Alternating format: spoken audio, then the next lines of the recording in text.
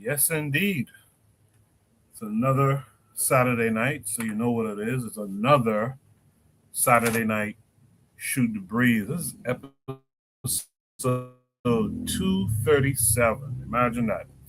I want to thank everyone who will participate both from the chat and the panel tonight. Hopefully, we get a good turnout. I want to thank everyone who participated last week. Last week was a good show as well. We only got through two topics last week, which is why a few of these topics are going to be a carryover from last week. Let's get right to it. Tonight's show, we're going to discuss democracy kills, say Burkina Faso leader Ibrahim Traoré. We're going to talk about Iran hip hop. Who knew? We're going to talk about on a scale of 1 to 10 how effective is a certain type of propaganda. We're going to show you a sister and tell you to be more like this sister and think about nation building. I can't wait for that topic, actually. And lastly, we'll discuss hygiene and how hygiene is deeply cultural and tells you a lot about civilizational development. So we're going to be talking about some nation building type stuff here tonight. I look forward to the conversation. I see a lot of slaughter out there. Can you guys hear my voice? Drop a 1 if you can. If you can hear my voice, drop a 1. That would be appreciated. Also, we have a goal up tonight. Small goal. Trying to get 5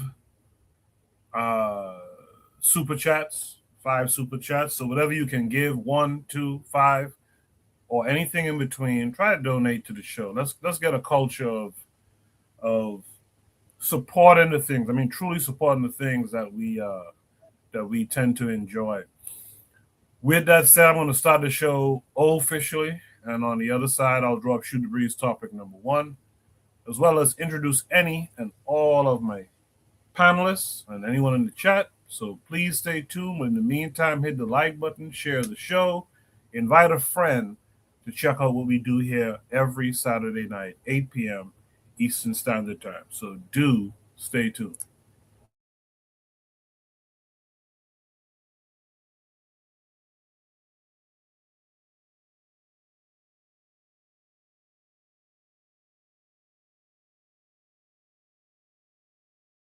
You are listening to the Bitter Medicine Podcast on KWAC Radio.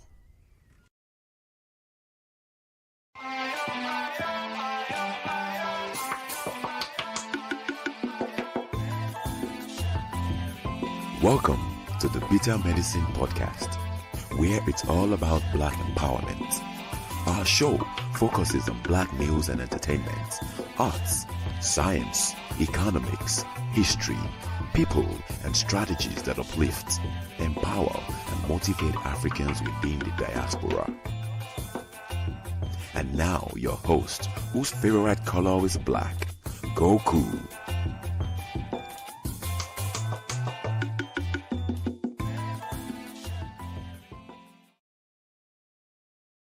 Welcome back to the Bitter Medicine Podcast. I am your host, Koku. Just want to remind you guys before we get the show rolling that this show is part of a podcast network called KWAZ Radio. There are other shows on the network you are invited to tune into.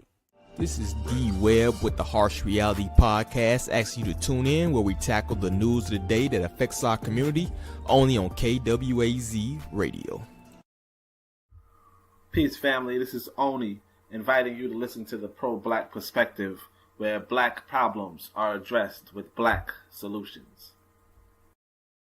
Greetings, fam. Tune in to The Learning Curve with me, the Revolutionary Matron on KWAZ Radio. You are listening to the Bitter Medicine Podcast on KWAC Radio. Yes, indeed. Also, make sure to check out Kofi the Black Critic. He had a live.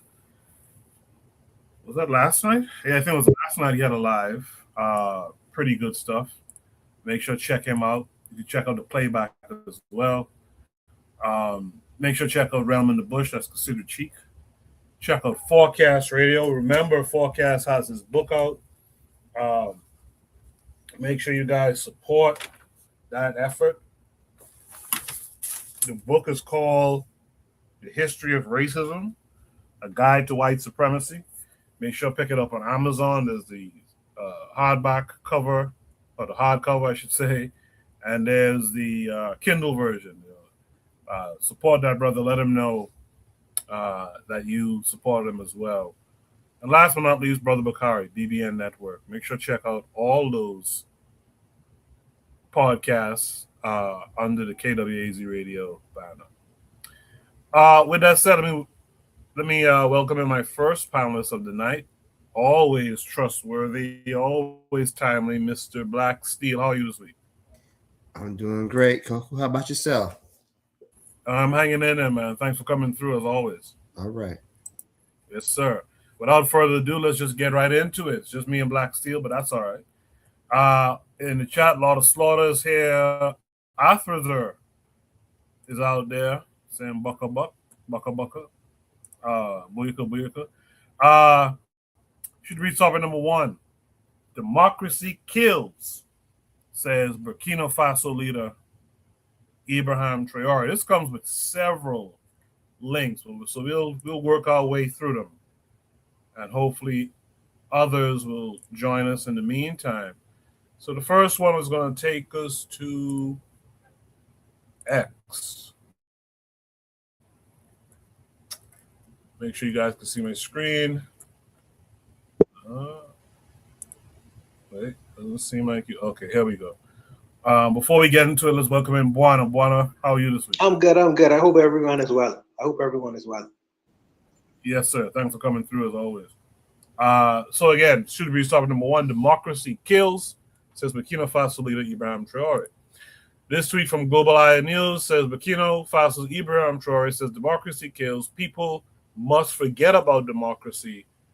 Democracy is not for us. That's the first attachment. The second attachment says most African youth support Captain Ibrahim Traoré of Burkina Faso because he's doing what democracy could not do for the country. This comes with a video. Make sure my sound is picking up. Yes. We'll watch the video and then we'll proceed through the other attachments. And of all the resources Burkina Faso have, they've not been able to build even more than 5,000 kilometers of road. Today, as we are speaking, when our politicians go around building first quote, second quote roads, he is building asphalted overland roads. How many years? And today, the person that is building roads, the person that is giving hope to the people, we have some people coming from nowhere to tell them that, you know what, we are ready to give you life. In fact, if they want to give life, they should go to Congo, they should go to South Sudan, they should go there, and the mess they caused there, they should go and put it together, take it back to them. We are ready to rise up and say, enough is enough. It is now. They can never keep us in the fear of the circles of imperialism. We are ready to detach ourselves and say enough is enough. And this is the time that African youth need to read through the lines and see and realize the truth. The same way they did to Nkrumah, they use the same people. And this is a warning that goes to all African leaders. That they sit back and allow themselves to be used by the imperialists. Anytime there has been any elimination of any African good leader, it is great. We use our own people against us. Just as they are doing right now. We are sending a strong warning to the Ivory Coast leader. The president of Ivory Coast, if you are a brother and you sit down with our enemy, you become our enemy. Simple. We are not our brother again. Warning to them. Warning to them. And we are sending a strong warning to the president of Ghana to send a strong warning as far as diplomacy is concerned to the president and the consulate of Ghana for Ivory Coast that enough is enough. We are never going to sit down and allow this to happen again. If we believe in African unification, if we celebrate 6th March, which is our independence, that Nkrumah actually linked it to the total liberation of Africa. We are saying today that as he is a president, to the Ivorian president, that my brother, you are stepping on the toes of the lion. Don't do this as a brother, because if you do, we are never going to sit back and watch you. If we can't get hold of you, You have your families. You start coming after them. Tell them we are coming. Traoré didn't just seize power, he rewired destiny. He's not leading a country, he's engineering a continental rebirth. When the world expected another puppet, he became the architect of Africa's renaissance. He builds roads while others build excuses. He refines gold while others refine speeches. He speaks less, but every silence shakes Paris. If the West truly wants to give life, let them resurrect the Congo they murdered. Let them rebuild South Sudan, repair the chaos they left behind. Africa owes them nothing, not even an explanation. This is a generation unafraid of exile, unafraid of death, unafraid of truth. We've studied their tricks,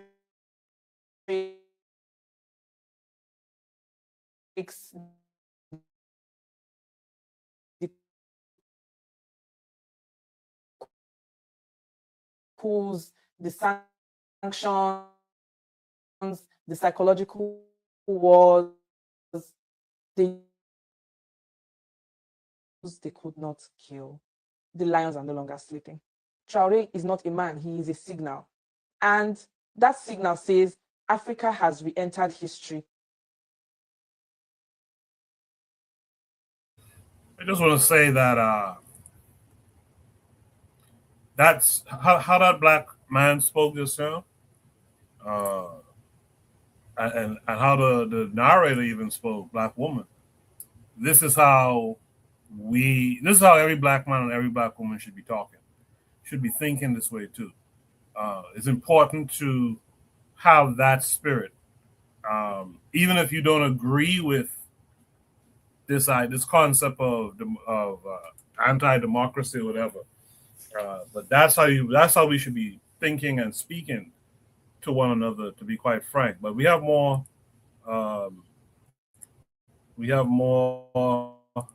attachments for this prompt.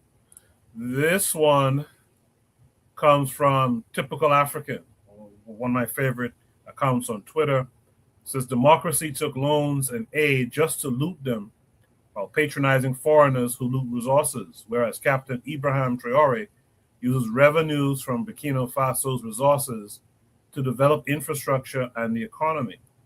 Democracy is overrated and has underperformed in Africa, especially when corrupt politicians are in power. Now, there's a video here. I'm sorry, I'm going to have to stop sharing real quick because StreamYard sound disconnected from my browser. So let me do this again. Share with you guys. Typical African. No, maybe it's this one. Yeah. So we'll play this video. It's short, and then I'll play the one last attachment, and then we'll have a grand discussion. So guys, welcome to Burkina Faso. This is the bridge they just constructed in Ouagadougou right now as we speak. This particular area, show them. This particular area is a new area that has just been constructed in Burkina Faso. And I don't know, some of you guys have been thinking Burkina Faso has not been developing. But I came this particular spot like some couple of weeks, and it hasn't been constructed yet. It hasn't been paved. But check this out now. It's amazing. It's amazing. And this is the work the President Ibrahim Traoré has been doing. God bless him so much. And I want you guys to subscribe.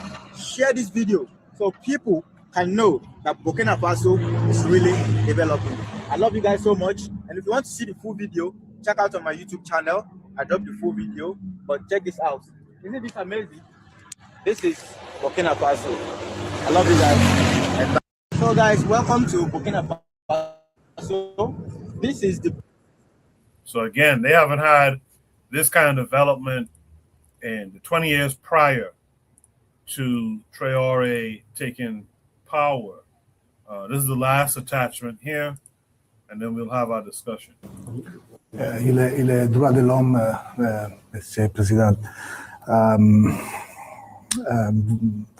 Organisation internationale, on vous a accusé de réprimer la presse indépendante et la société civile. Y a-t-il une place pour les droits de l'homme au Burkina Faso? Il y a les droits de l'homme au Burkina, c'est quoi ils appellent les droits de l'homme? Mais moi, je ne sais pas ce qu'eux ils pensent. Vous savez, personne ne va venir ici financer des gens, les endoctriner pour détruire nos pays. Ça n'aura pas lieu. Vous savez, il y a combien d'ONG au Burkina? Vous pouvez imaginer, faites des recherches. C'est même pas des centaines, hein. C'est beaucoup. Je ne vais pas vous donner de nom. Faites des recherches. Cherchez chaque ONG fait quoi. Vous croyez vraiment que c'est humanitaire? Donc, il y a des choses comme ça qu'on combat. On dit qu'on combat les droits de l'homme. C'est ça, les droits de l'homme? Nous, on lutte contre le terrorisme pour sécuriser nos populations. Donc, on donne le droit de vie à nos populations. C'est le premier droit, non? Le droit à la vie. Est-ce qu'on ne lutte pas pour les droits de l'homme? On se bat pour que les écoles qui sont fermées ouvrent, pour que les enfants puissent aller à l'école. Le droit à l'éducation, ce n'est pas le droit de l'homme? Qui se bat pour nous? Qui nous aide? Ces mêmes gens qui piaillent tous les jours que les droits de l'homme. Personne ne nous a donné une seule cartouche pour lutter contre le terrorisme qui tue nos enfants, pour lutter contre le terrorisme qui ferme nos écoles, qui détruisent nos écoles. Ça veut dire que les terroristes luttent contre les droits de l'homme, nous on lutte pour les droits de l'homme, et eux, ils encouragent les terroristes. Qui lutte contre les droits de l'homme? C'est eux qui le disent. Et je vous parlais tout de suite de certaines choses qui se passent en Europe et tout. Mais c'est là-bas qu'ils luttent contre les droits de l'homme. Sinon, ici, les droits de l'homme existent. Et retenez quelque chose, les droits de l'homme viennent d'Afrique. Hein. Ça ne vient pas d'ailleurs. Ça vient d'Afrique et d'Afrique de l'Ouest ici. Les premières chartes qui parlaient des droits de l'homme, c'était ici, dans la Confédération AES, plus précisément au Mali. La charte de Kourkanfou. Donc les droits de l'homme étaient connus par les Africains. On était bien organisés, une société bien organisée, chacun avec ses droits, même les droits des femmes. C'est en Afrique que les droits des femmes a existé. Ailleurs, ça n'existait pas. Et c'est eux là qui peuvent nous parler des droits des femmes ou des droits de l'homme. Ils ne connaissent aucun droit. Qui parle des droits de l'homme? Qui a bombardé les enfants en Libye tués? Qui bombarde les enfants un peu partout, largue les bombes sans distinction, tuer des enfants et trucs? C'est ça les droits de l'homme? C'est pas ce que nous on fait. Nous, on lutte pour la vie de nos populations. On les protège. Nos soldats meurent pour les protéger. Et on fait tout pour ouvrir nos écoles, pour les éduquer. On fait tout pour subventionner nos paysans, faire l'agriculture pour qu'ils mangent à leur faim. On fait tout pour creuser des fourrages pour que les gens aient l'eau potable. Qui lutte contre les droits de l'homme? C'est eux. Ils n'ont aucun respect des droits de l'homme. Et les VDP accusés de graves violations, où sont les investigations promises? Ceux qui disent que les VDP sont accusés de graves violations, ils ont présenté quelles preuves? Nous-mêmes, qui avons pris des VDP dans certains actes, ils sont en prison. Ces VDP-là sont en prison. Et ils savent où ils sont. Et nous avons dit, quiconque, ça c'est pas quelqu'un, écoutez, nous sommes majeurs. Hein.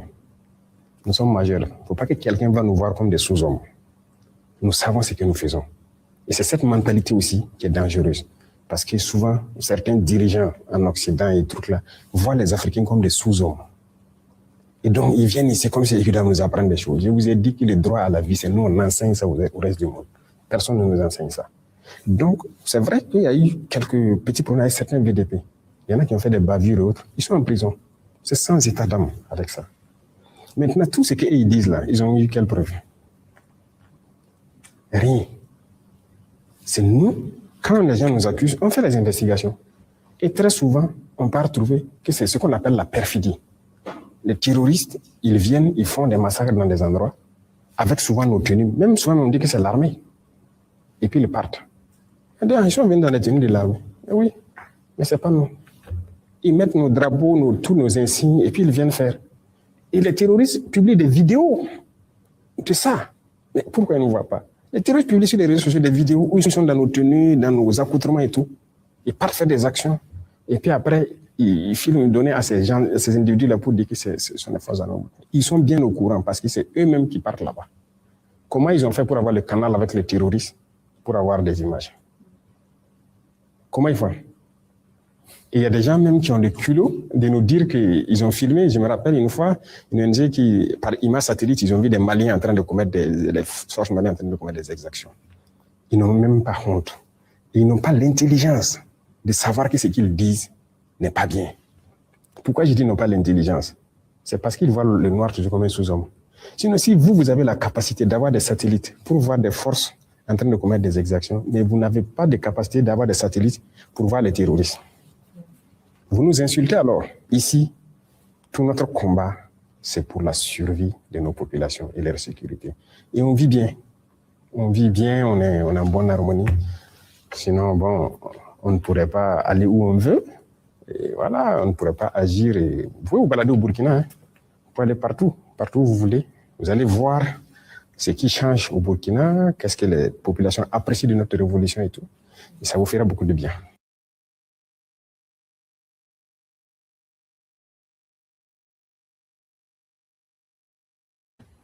So that obviously wasn't spoken in English, but essentially the conversation was about human rights and if human rights are being respected. And Traoré had to remind this interviewer, that the idea of human rights comes from Africa, particularly from Mali with the Kourakan, The Kourakan Fuga was a statement of human rights and the rights of women and stuff like that from like the early 1200s.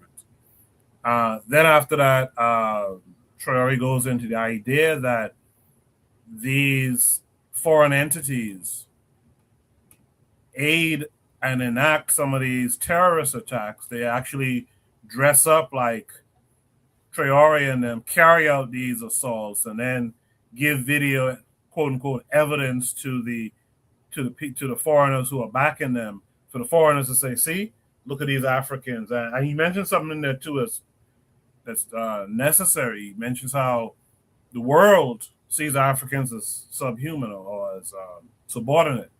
So when they see these stories, these images of these people who are pretending to be Traoré in them, carrying out these atrocities, people tend to believe that.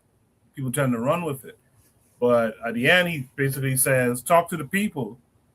You'll see that the people are pleased with the advancements under or during this revolution that he and others are leading. So it's an interesting thing. Now, you guys in the chat, I see some of you tend to like democracy. Let me read a couple of comments to start off here, and then I'll throw it to my panelists. Let's see. So real quick. Oh, wow, there's a lot more comments than I thought there was. But Trigger Happy's out there in the chat saying peace, peace. Athrazer says, representational government is important. Democracy to me is just a word. We need to be able to remove bad rulers. We need to focus on principles, not labels. Labels obscure, principles reveal. Athrazer says, a brother sent me a history lesson on how Rastafari was installed, removing a person that was installed by his father because of the meddling of the Europeans in Ethiopia. This was a good monarchy. He says, democracies, monarchies, whatever form of government can be manipulated. It is not the form, it is the content. Lastly, he says here, is it good government or bad government? There's a few other comments. Kofi the Black Critic is out there in the chat. The matron says greetings to everyone, just to name a few. The matron here says, I have always been a fan of the benevolent, humanistic dictator. I'm going to leave that comment up there for a little minute. Let me start off with Black Steel. Black Steel, what say you to all in relation to Shooter Breeze topic number 1, democracy kills? Well, I would say this. I don't understand the correlation, right? So one thing he said about democracy, and I can understand, the particular situation that Burkina Faso is in, right? Because we have foreign entities that are arming insurgent groups within your country. as a way to undermine your leadership. So here's the problem. Here's the thing, right? And Athens are really spoke to this, right? People need to be able to have a government that represents the will of the people. The idea of democracy not being African is not correct, because there are many institutions within Africa that represent the will of the people. That has limited government, that has separation of powers. These are all ideas that come from white people put them in. They said them, but as Traoré was saying, we were doing human rights and women's rights long before you guys were. When you guys considered women property, we had given them the freedoms that took you centuries to build. So the concept of democratic ideals is not being African is kind of funny, right? And even if we look at if we talk about European democracy, we're going all the way back to ancient Athens, right?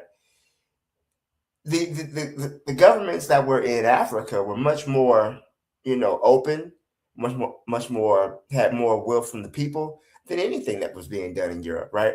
But I think that in a situation that where Burkina Faso is in, right, because they are dealing with the existential crisis, right? There may be a time to maybe curb some sort of democratic ideals, but once that emergency is over, at that point, then you have to give the power back to the people, because you want to have a government that represents what people want. The idea that you know what's best for the people and they shouldn't have any say in things. Because to me, that's what you mean when you have a dictatorship, right? You have one ruler who controls everything.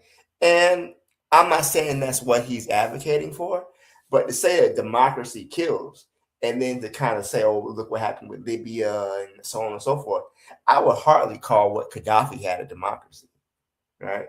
People could vote, but I mean, he was in charge for 30-something years. When you have a leader who can't be removed and, you can't critique him, then you don't have a democracy.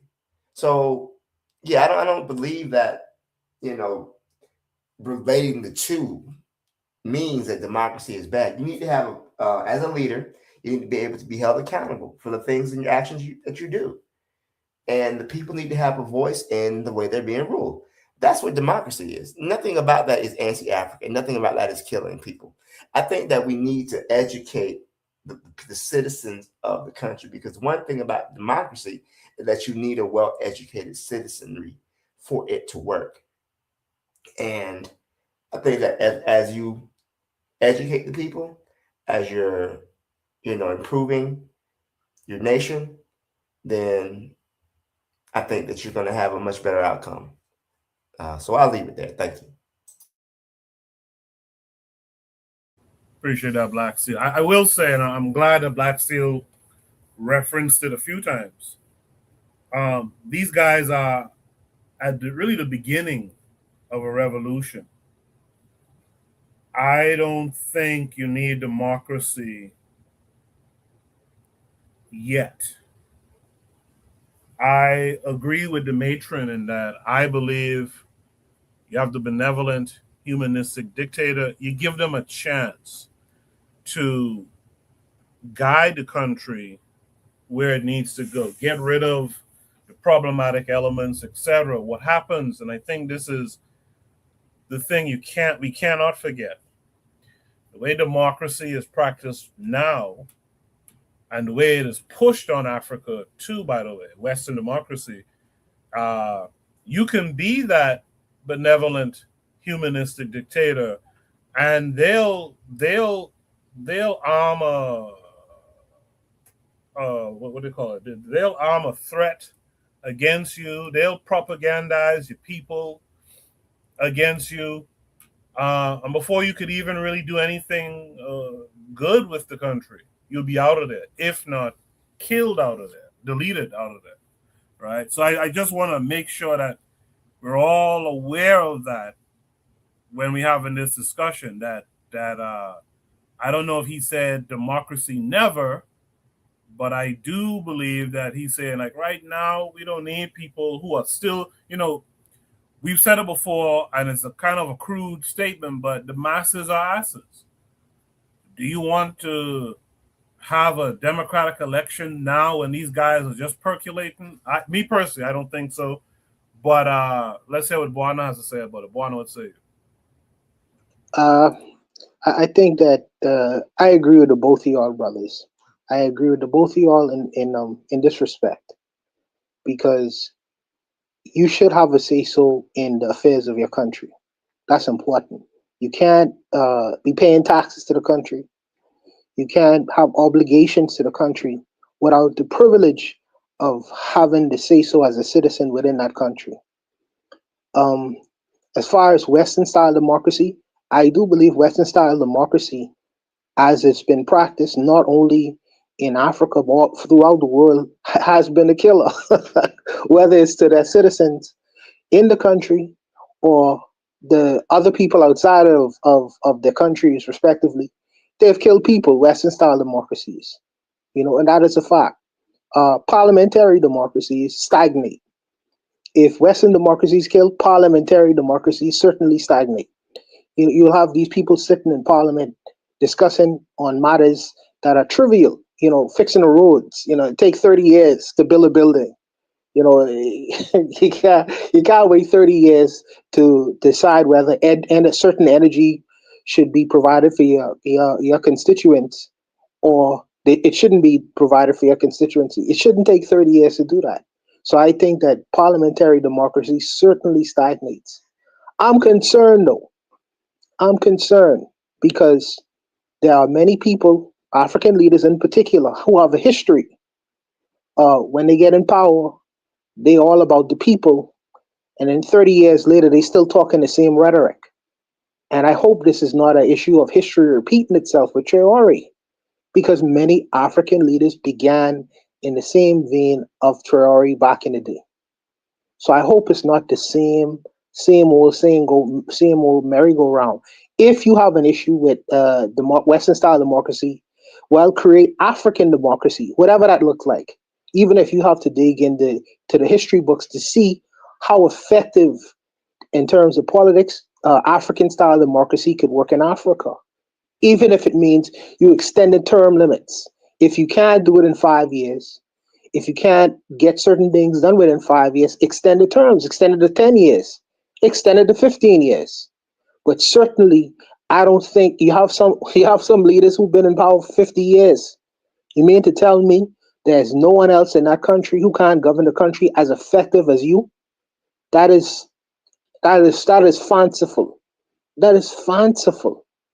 So I don't want us to get in, because I used to believe in this idea of benevolent, humanistic dictator as well. I used to believe in that, but I think that when it comes to power, these things should be shared, and when it comes to the running of a country, there are other voices besides yours that should be heard as well and implemented in terms of ideas. It can't just be one particular man or a group of men deciding the fate of the country for 30, 40, 50 years. The country stagnates if you do that. So I think that if you come up with a better plan, it should be a better plan where you should have certain points of where you could reference in year 5, this is going to happen. In year 10, this is going to happen. By year 15, I no longer have no use. I'm going to pass the torch on to someone else. If you don't want to go with the whole 5-year term limit election every 5 years and things of that nature, change it to where it's suitable for you. But you can't deny the rights of people having a say so within the country themselves. I think that is unfair. And I am very leery with this kind of rhetoric. In terms of the video itself, of roads being built and things of that nature, man. I live in a country where roads are built. But since Burkina Faso is really a new country with a lot of young people in it, they don't understand that after you build the road, you have to maintain the road and make sure the road stays the way it is after 30, 40, and 50 years. Maintenance is important to the building of a country as well. After the building is built, the other trick is maintaining the building, and the other trick is improving on what you have built before, improving on it. You know, so I don't want my Burkina Faso to be uh, get intoxicated with the idea of newness, where 20 and 30 years down the line, you see, okay, now this building been built for a long time, but now you're seeing cracks and wears and tears and things of that nature. So where's the maintenance? I'm hoping the people who built those roads were actually Burkina Faso, and if they were not, if they were outsiders coming in to fix those roads, hopefully they would have people inside the country who are taking notes, and they understand how to create these kinds of things themselves if need be. So if you have to maintain these things, you don't have to import from the outside again. There are so many, for new countries and new development, there are so many things that you think about. There are so many things you may not even consider because of the newness of a thing. You know, whereas the someone who's been around longer, they know, okay, this thing has been built, wonderful, but how long is this going to last for? You know, like anything in the world, it has a what do you call it, a time period of when it is new, then it gets worn, and then now you have to create repairs. You know, and then it's also, you know, you have to have the people who talk about at new improvements, innovation, and advancement. All these things should be into the discussion as well. That's why I feel like sometimes it is, I wouldn't quickly move away from the idea of including others in the building and the maintenance of my country. And like I say, it shouldn't be no one man who could come around within a country where you don't have other people who could do the same thing just like you. That must be considered, and they'll be frustrated in your country because they could provide for the development of your country, but for you just been in there 30, 40, and 50 years and think only it should only come to you. No, it doesn't work that way. Power should be shared, responsibility should be shared, all these other things can be shared. And after a while, you have to have succession plans for when you leave the mid office, it won't fall to shit. Because if everybody depended on you, what if you get sick? What if you die? So succession planning is another important thing as well. So all these things should be considered into the building and the development of a country, and in a country moving forward. So this is really what I wanted to add to the discussion. Appreciate that. I gotta say something though.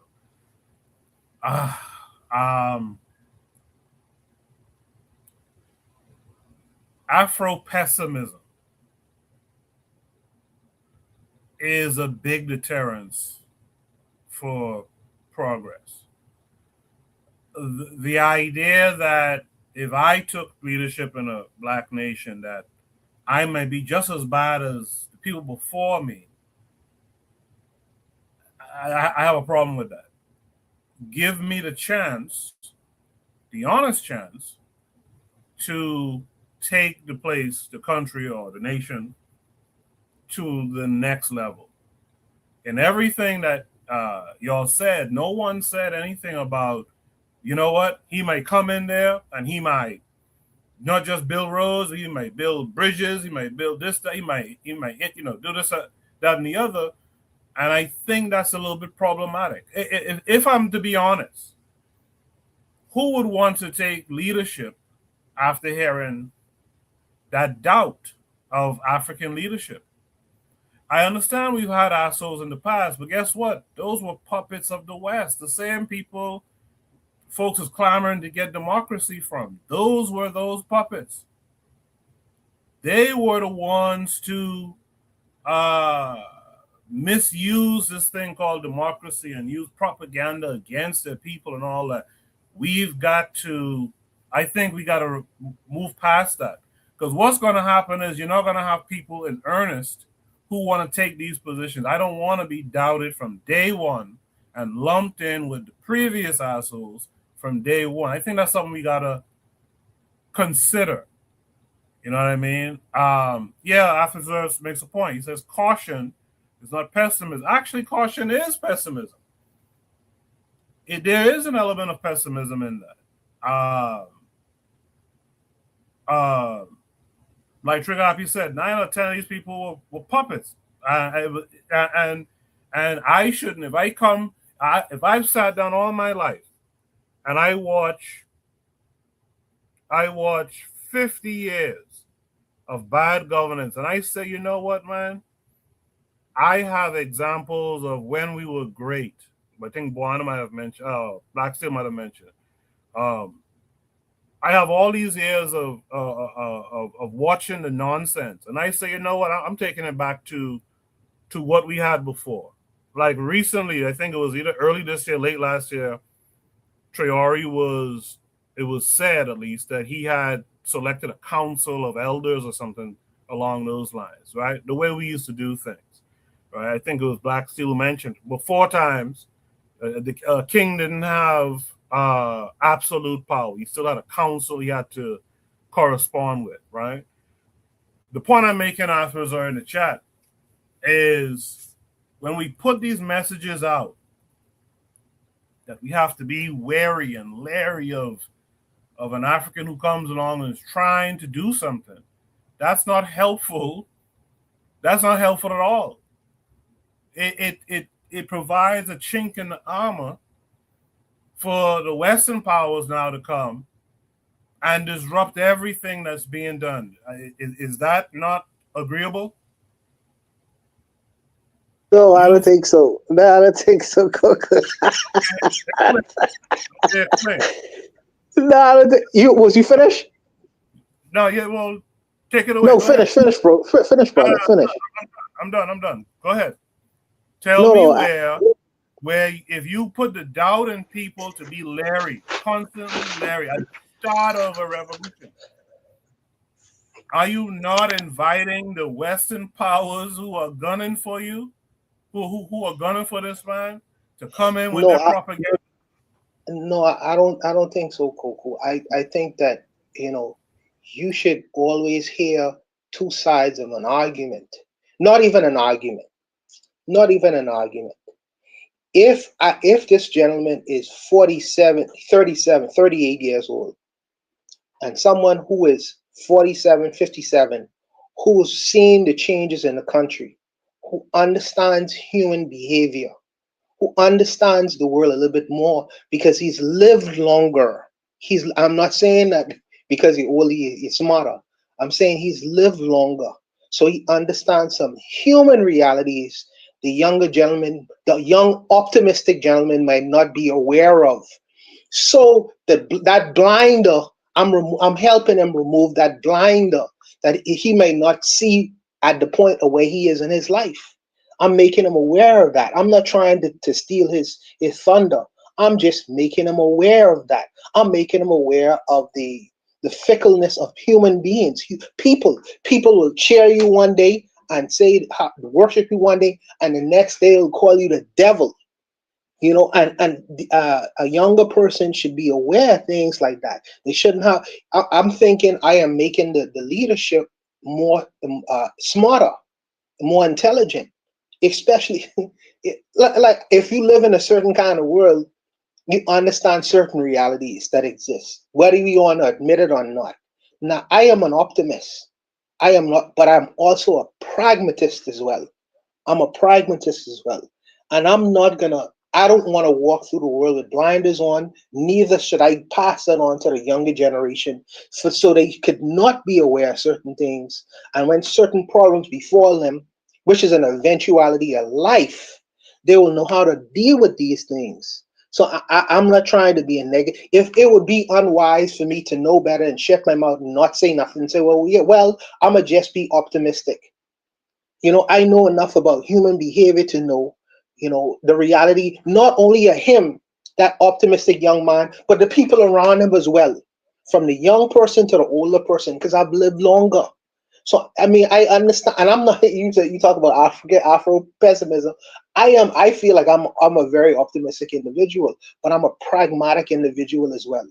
And these voices need to be heard around the president as well. You can't just be around singing the man praises and talking about the wonderful things or possibilities that could happen without talking about the practicalities as well.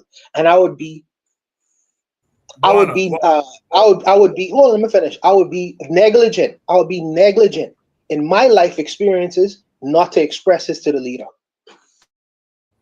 Buana, real quick. What has Traoré done that sparks the need of doubt at this moment? First of all, this whole idea of being anti-democratic, or what do you call it? What did the prompt was? Being Western democracy kills.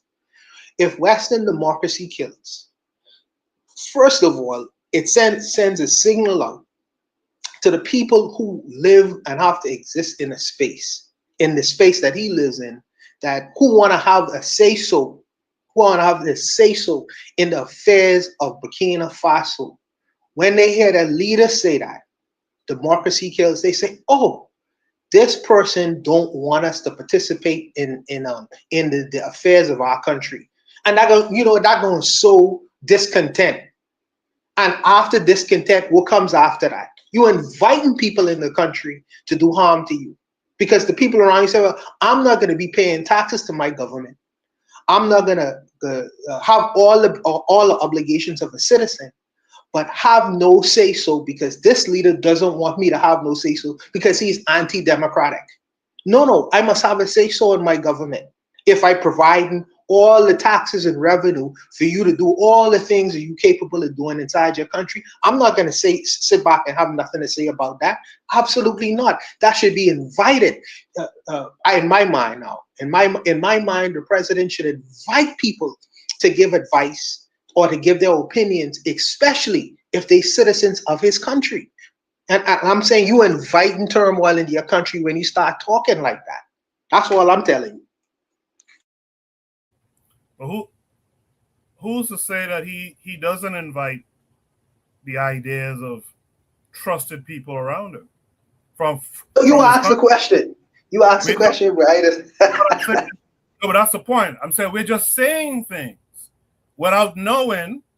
Well, maybe he is tapped in to the grassroots of his country, and he's moving based on what the grassroots. Maybe the people are saying, "Yo, we need roads, man. We need better roads around here. We need this thing. We need that thing," and he's moving according to what they're saying. That's what I'm saying. We're putting up the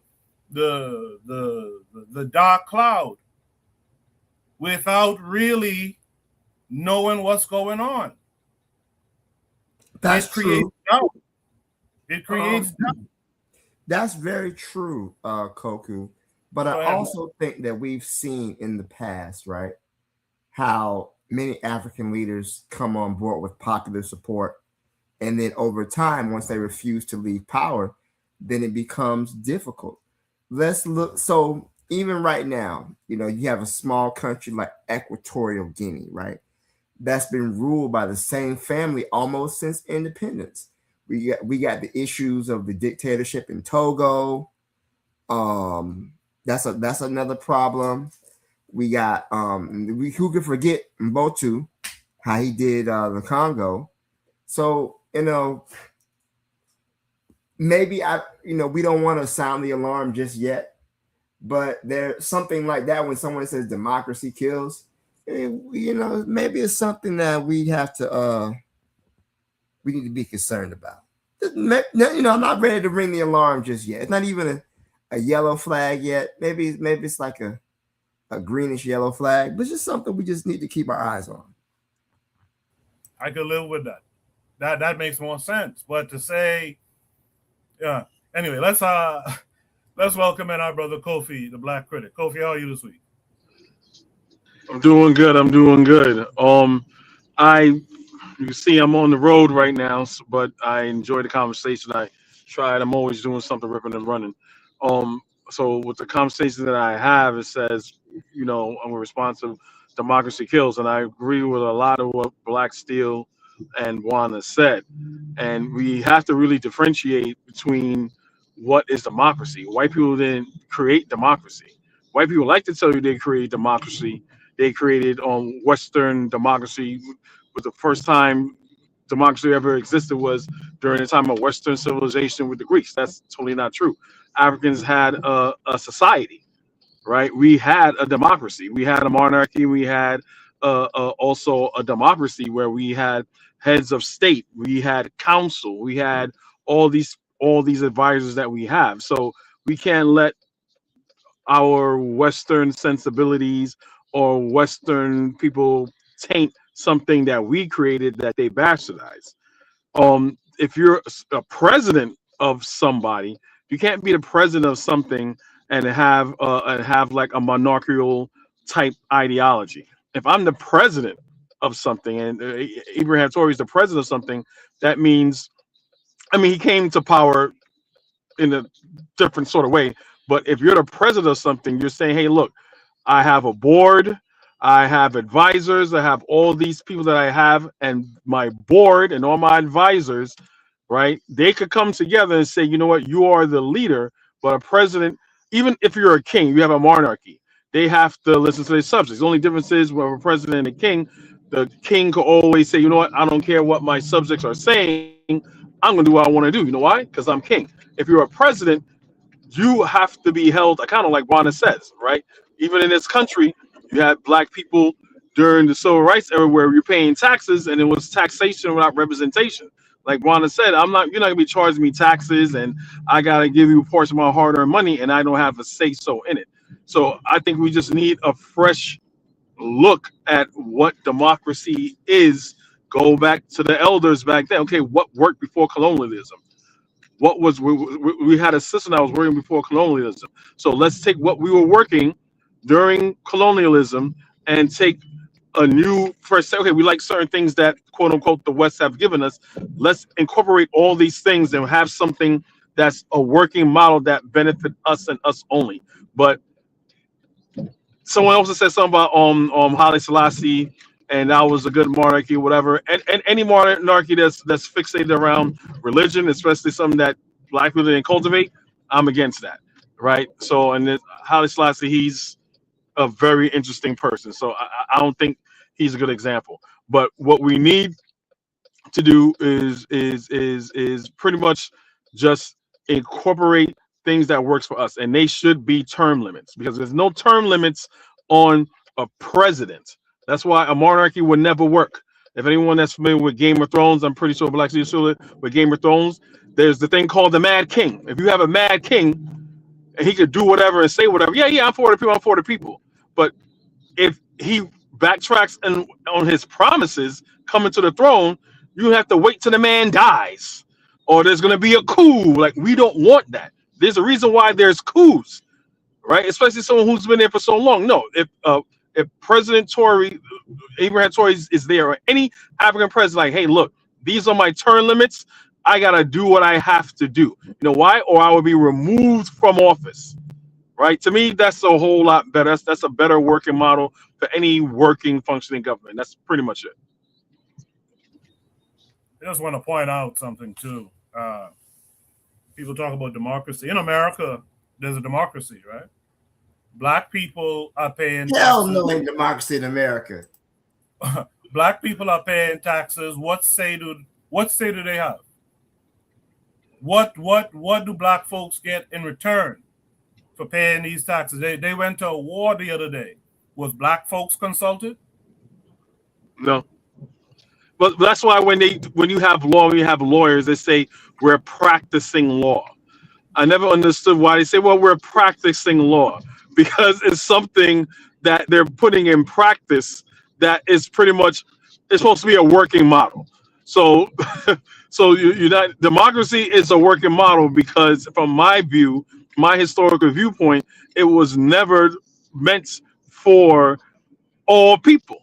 That's why there's amendments. That's why there's bills. That's why it's always something that's supposed to be working for the better, for the betterment of its people. So that's why it's something that's in practice. So it never held its promise.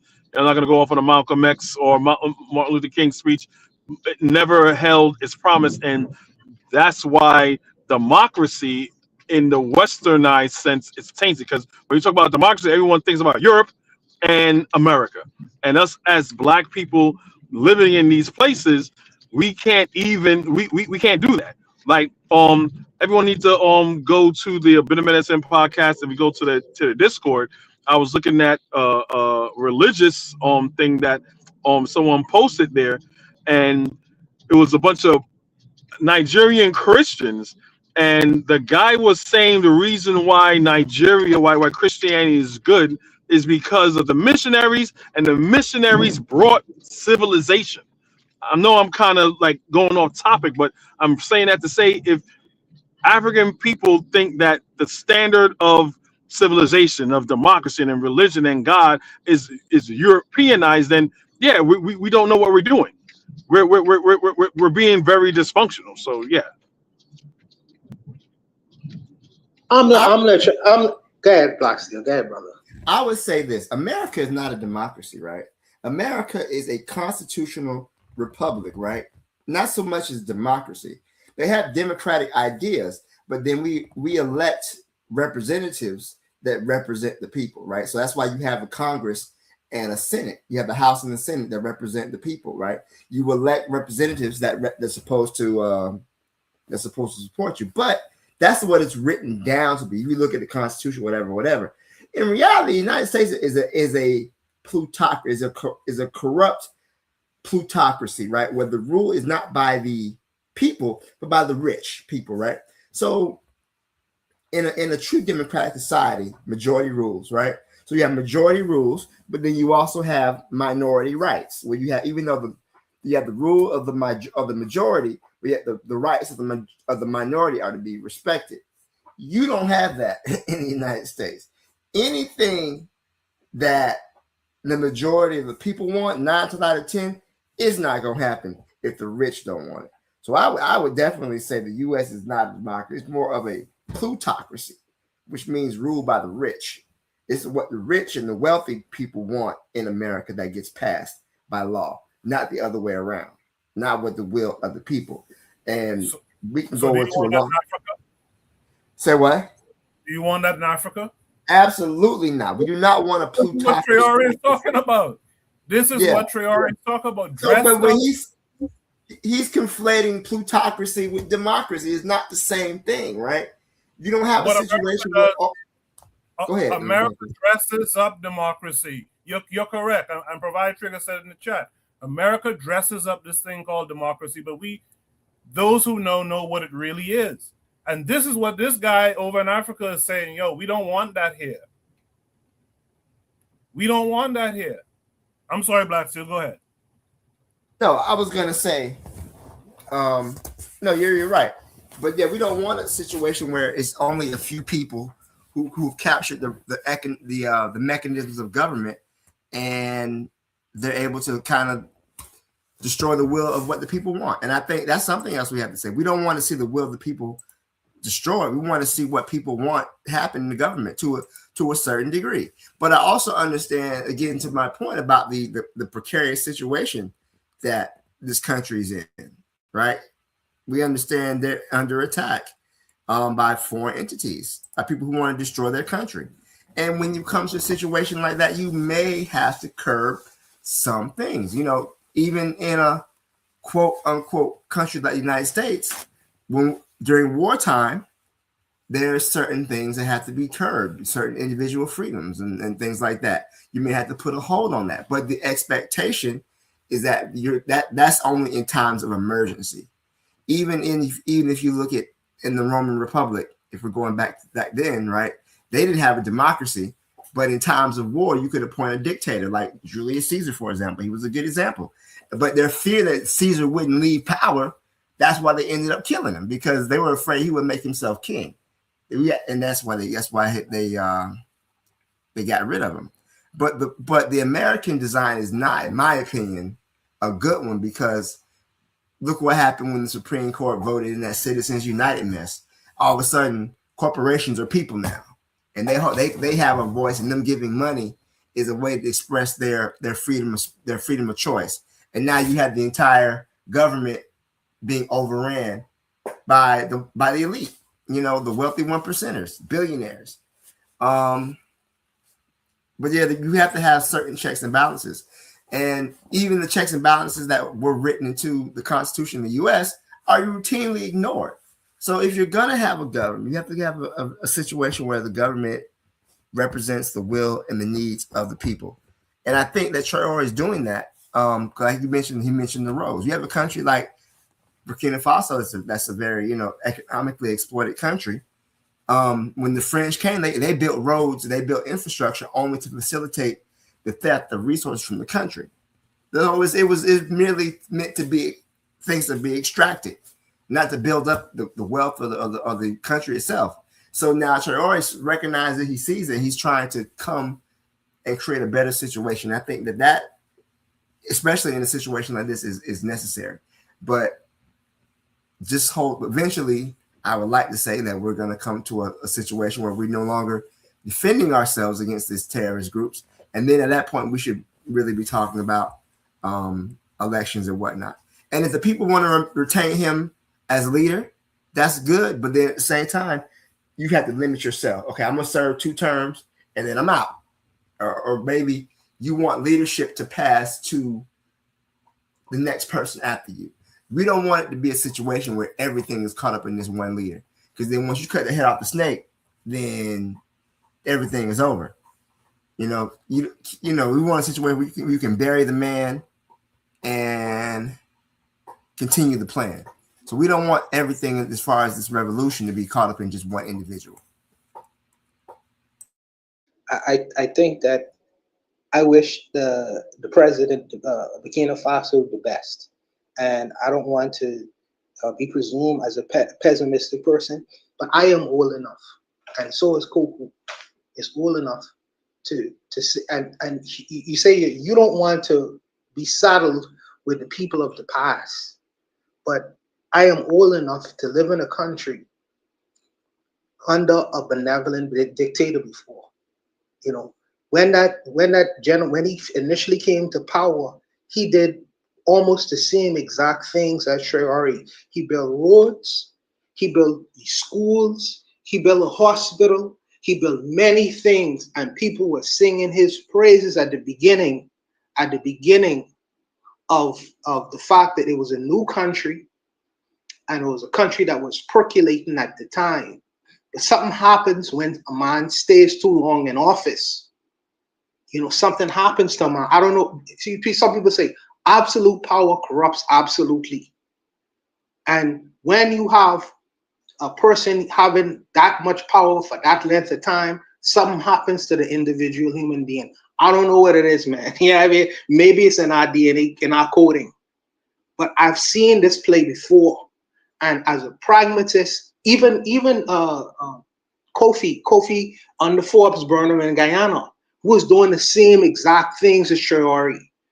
And so is the Papa Doc. Many people don't know Papa Doc was a very good leader initially in the beginning, before he eventually became what he became. And you are right.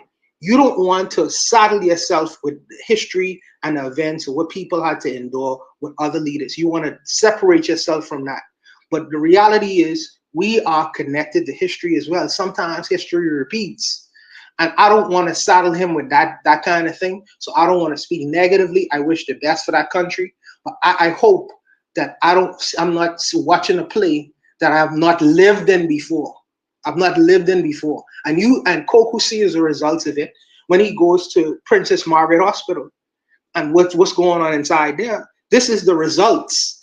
And I live with the results of that activity of what was happening in the beginning. And I hope the best for that country, because I'm talking out of experience. I ain't talking out of my ass. So I'm hoping and wishing for the best for that young country with a bunch of young people inside of it. And I hope that they withstand the test of time. And I will reserve my criticism until the test of time is tested. And I'll leave it there. Bravo, man. Bravo. That's all I'm saying. This guy, Traoré, is talking about we don't want outside influences because we know how they run the game. We know how they run the game. Now, to Buana's most recent point and his overall point, it's true. I was there when that regime change occurred in our hometown. In fact, that was the first time I voted. But what I would say is this: we need to make our people knowledgeable of the history. In fact, Traoré himself can make the people knowledgeable of the recent history, which led him to the revolution, and then he needs to what's the term again? He needs to distance himself. No, that's not quite the right term, but he needs to operate in a way where it just distances him from the recent failures of leadership. But the people are aware what has happened before, so he needs to elevate and maintain. And as far as the term limits go, I could be crazy, but I remember when the Sahel Alliance first came to be, they talked about term limits, if I'm not mistaken. I don't remember what the timing was, but let's talk about that quickly. What's a good amount of time for a revolutionist, you think? Is it 5 years, 10 years, 15, 20? What's a good period of time? And what are some of the metrics you guys think? And this is for you guys in the chat too. What's some of the metrics we should have to measure to continue from 5 to 10, from 10 to 15, etc., and so on? I'll start with Juan on that one. But this is absolutely what I was talking about in the beginning. You should have a plan to tell your people, this is where I want the direction of my country to go. And this is the time barometers where I would have to do certain things, have certain things in place. So it not only put pressure on me to perform as a leader, but it put expectation in the eyes of the people. So I'm being pushed to do certain things. In year 1, we're going to build a hospital. In year 2, we're going to ensure that energy is done in this way. In year 3, we're going to have education. Because it'll be the year of education. In year 4, so people will have an expectation to what they should experience in the upcoming years. So your people ain't just blind and say, well, I just in power for power's sake. No, you should let the people know what the plans are for the certain expectations, whatever. And after you out, because I'll even give you as much space as in 10 years. You see, some people try to build one school in 10 years and how that's going.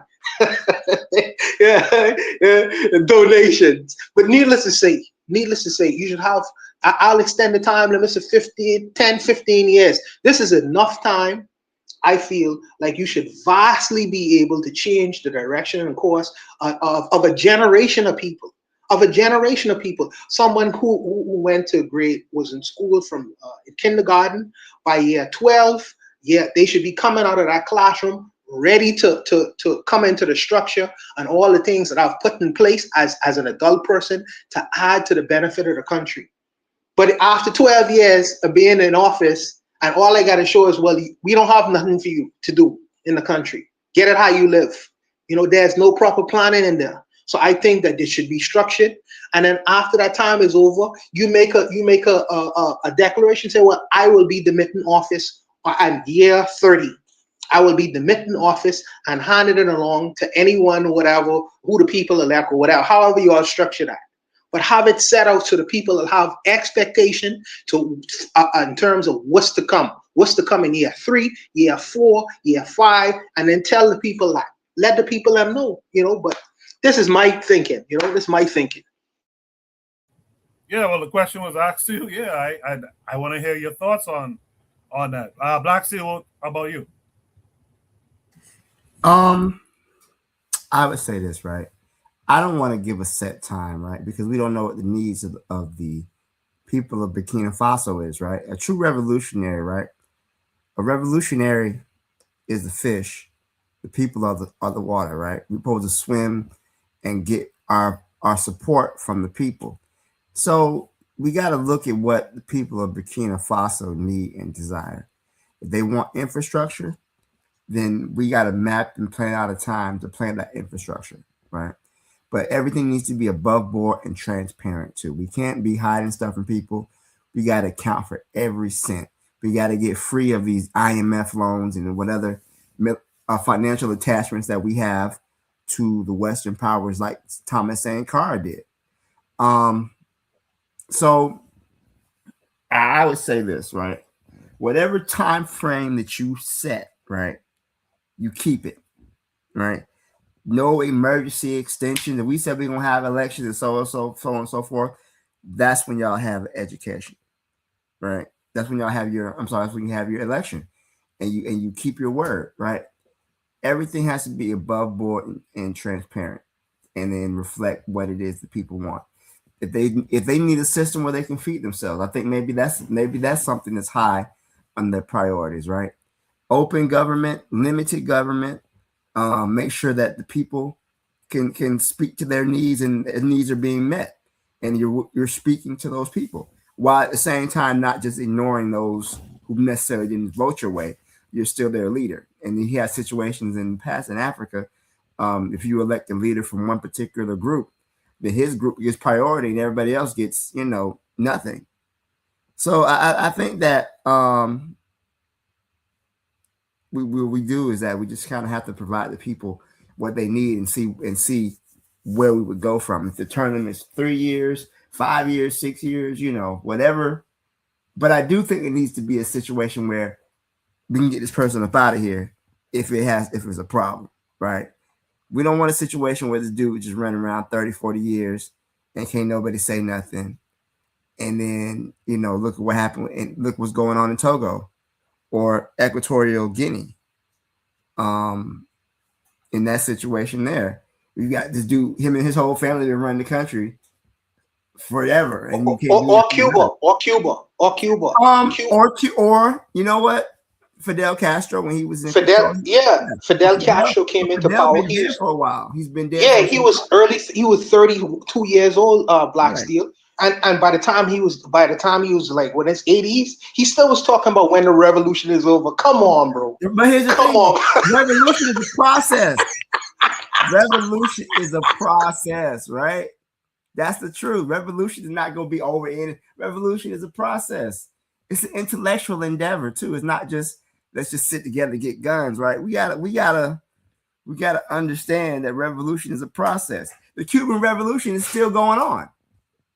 Revolution is not. I bet it is.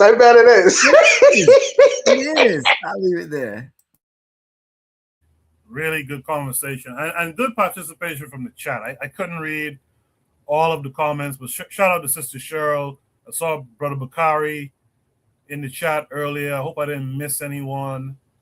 Provide triggers for evolution, of course, who has a comment on the screen now saying Cuba has had free education and a national healthcare system irrespective of the transfer of power without the existence of Western-style democracy. Lord Sala says Cuba was blackballed. And Sister Cheryl was like, honestly, I don't think the people are educated enough to make a choice about what economically, politically, and infrastructurally are best for the nation. So good stuff, good conversations, man. I am optimistic, even though I too am a pragmatic person, but I'm optimistic that Traoré will make the right moves, and the people knowing the history. And because one thing that's happening nowadays too, and you see it on social media, a lot of people are starting to connect the dots of history and recognizing the poor leadership over here. And in fact, one of the videos I played here a second ago, if you shake the hand of this other man over here, we will not be like a lot of the people are starting to connect these dots and realize these different little plays within and around these countries are important to pay attention to. So I appreciate that conversation. But for time's sake, let's go to Shoot the Breeze topic number 2. We're gonna switch up the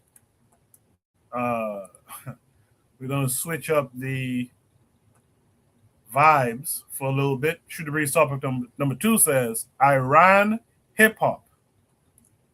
Who knew? This comes with a link that takes us to YouTube. Iran hip hop. Make sure you guys could see my screen. Let's double check. Yes, you can. So we'll check this out and then we'll discuss it. Yeah. You crossed the ocean just to find your granted. Sacrifice your own boys for a lie. Listen. Yeah. Yeah. Make America great again. Yo, Tails, this shit crazy. Yeah. Make America great again now. We will see what happens, yeah. Watch this. Sacred defense, we protecting the soil. While you sacrifice soldiers to pay for your spoil. You first who ran the blow, sitting on your throne. Now we turning every base into a bed of stone. It's a slaughterhouse, a trap you couldn't see. Welcome to the graveyard of your vanity. The secrets are leaking. The pressure is rising. We locked on the target. And now you are hiding. LOSC. Yeah, we spelling at your name. Send them to the slaughter, you the only one to blame. Bleeding for a puppet while you shaking in your sweet. LOSC. Taste the ash of defeat. LOSC. Yeah, we spelling at your name. Send them to the slaughter, you the only one to blame. Bleeding for a puppet while you shaking in your sweet. LOSC. Taste the ash of defeat. Swags fighting in your suit, hiding Epstein's ghost. You sent your boys to die on the bloody coast. Not a revenge for the leader's blood is purely mine. Every drop of his blood is a missile on the line. You thought you took him out, thought the fire was dead, but another common name is standing ahead. Yeah, you strike one down, we just shatter your brain. We put another in the leg. Common name again. The secrets are leaking. The pressure is rising. We locked on the target. And now you are hiding. LOSC. Yeah, we spelling out your name. Send them to the slaughter. You the only one to blame. Bleeding for a puppet while you shaking in your sweet. LOSC. Yeah, we spelling out your name. Send them to the slaughter. You the only one to blame. Bleeding for a puppet while you shaking in your sweet. LOSC. Taste the ash of defeat. Sacred defense of the homeland. Sacred defense of the homeland. Sacred defense of the homeland. The slaughterhouse is open. Common name cash. LOSC.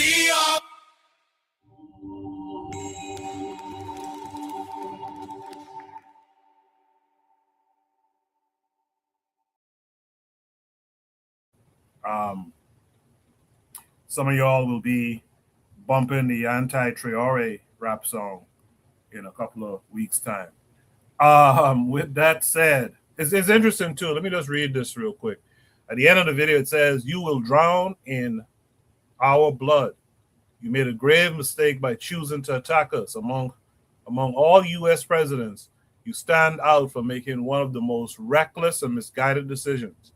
You underestimated the strength, resilience, and unity of our people. History will judge this choice, and it will not be in your favor. No thanks you for your attention, I guess, in this matter, the people of Iran."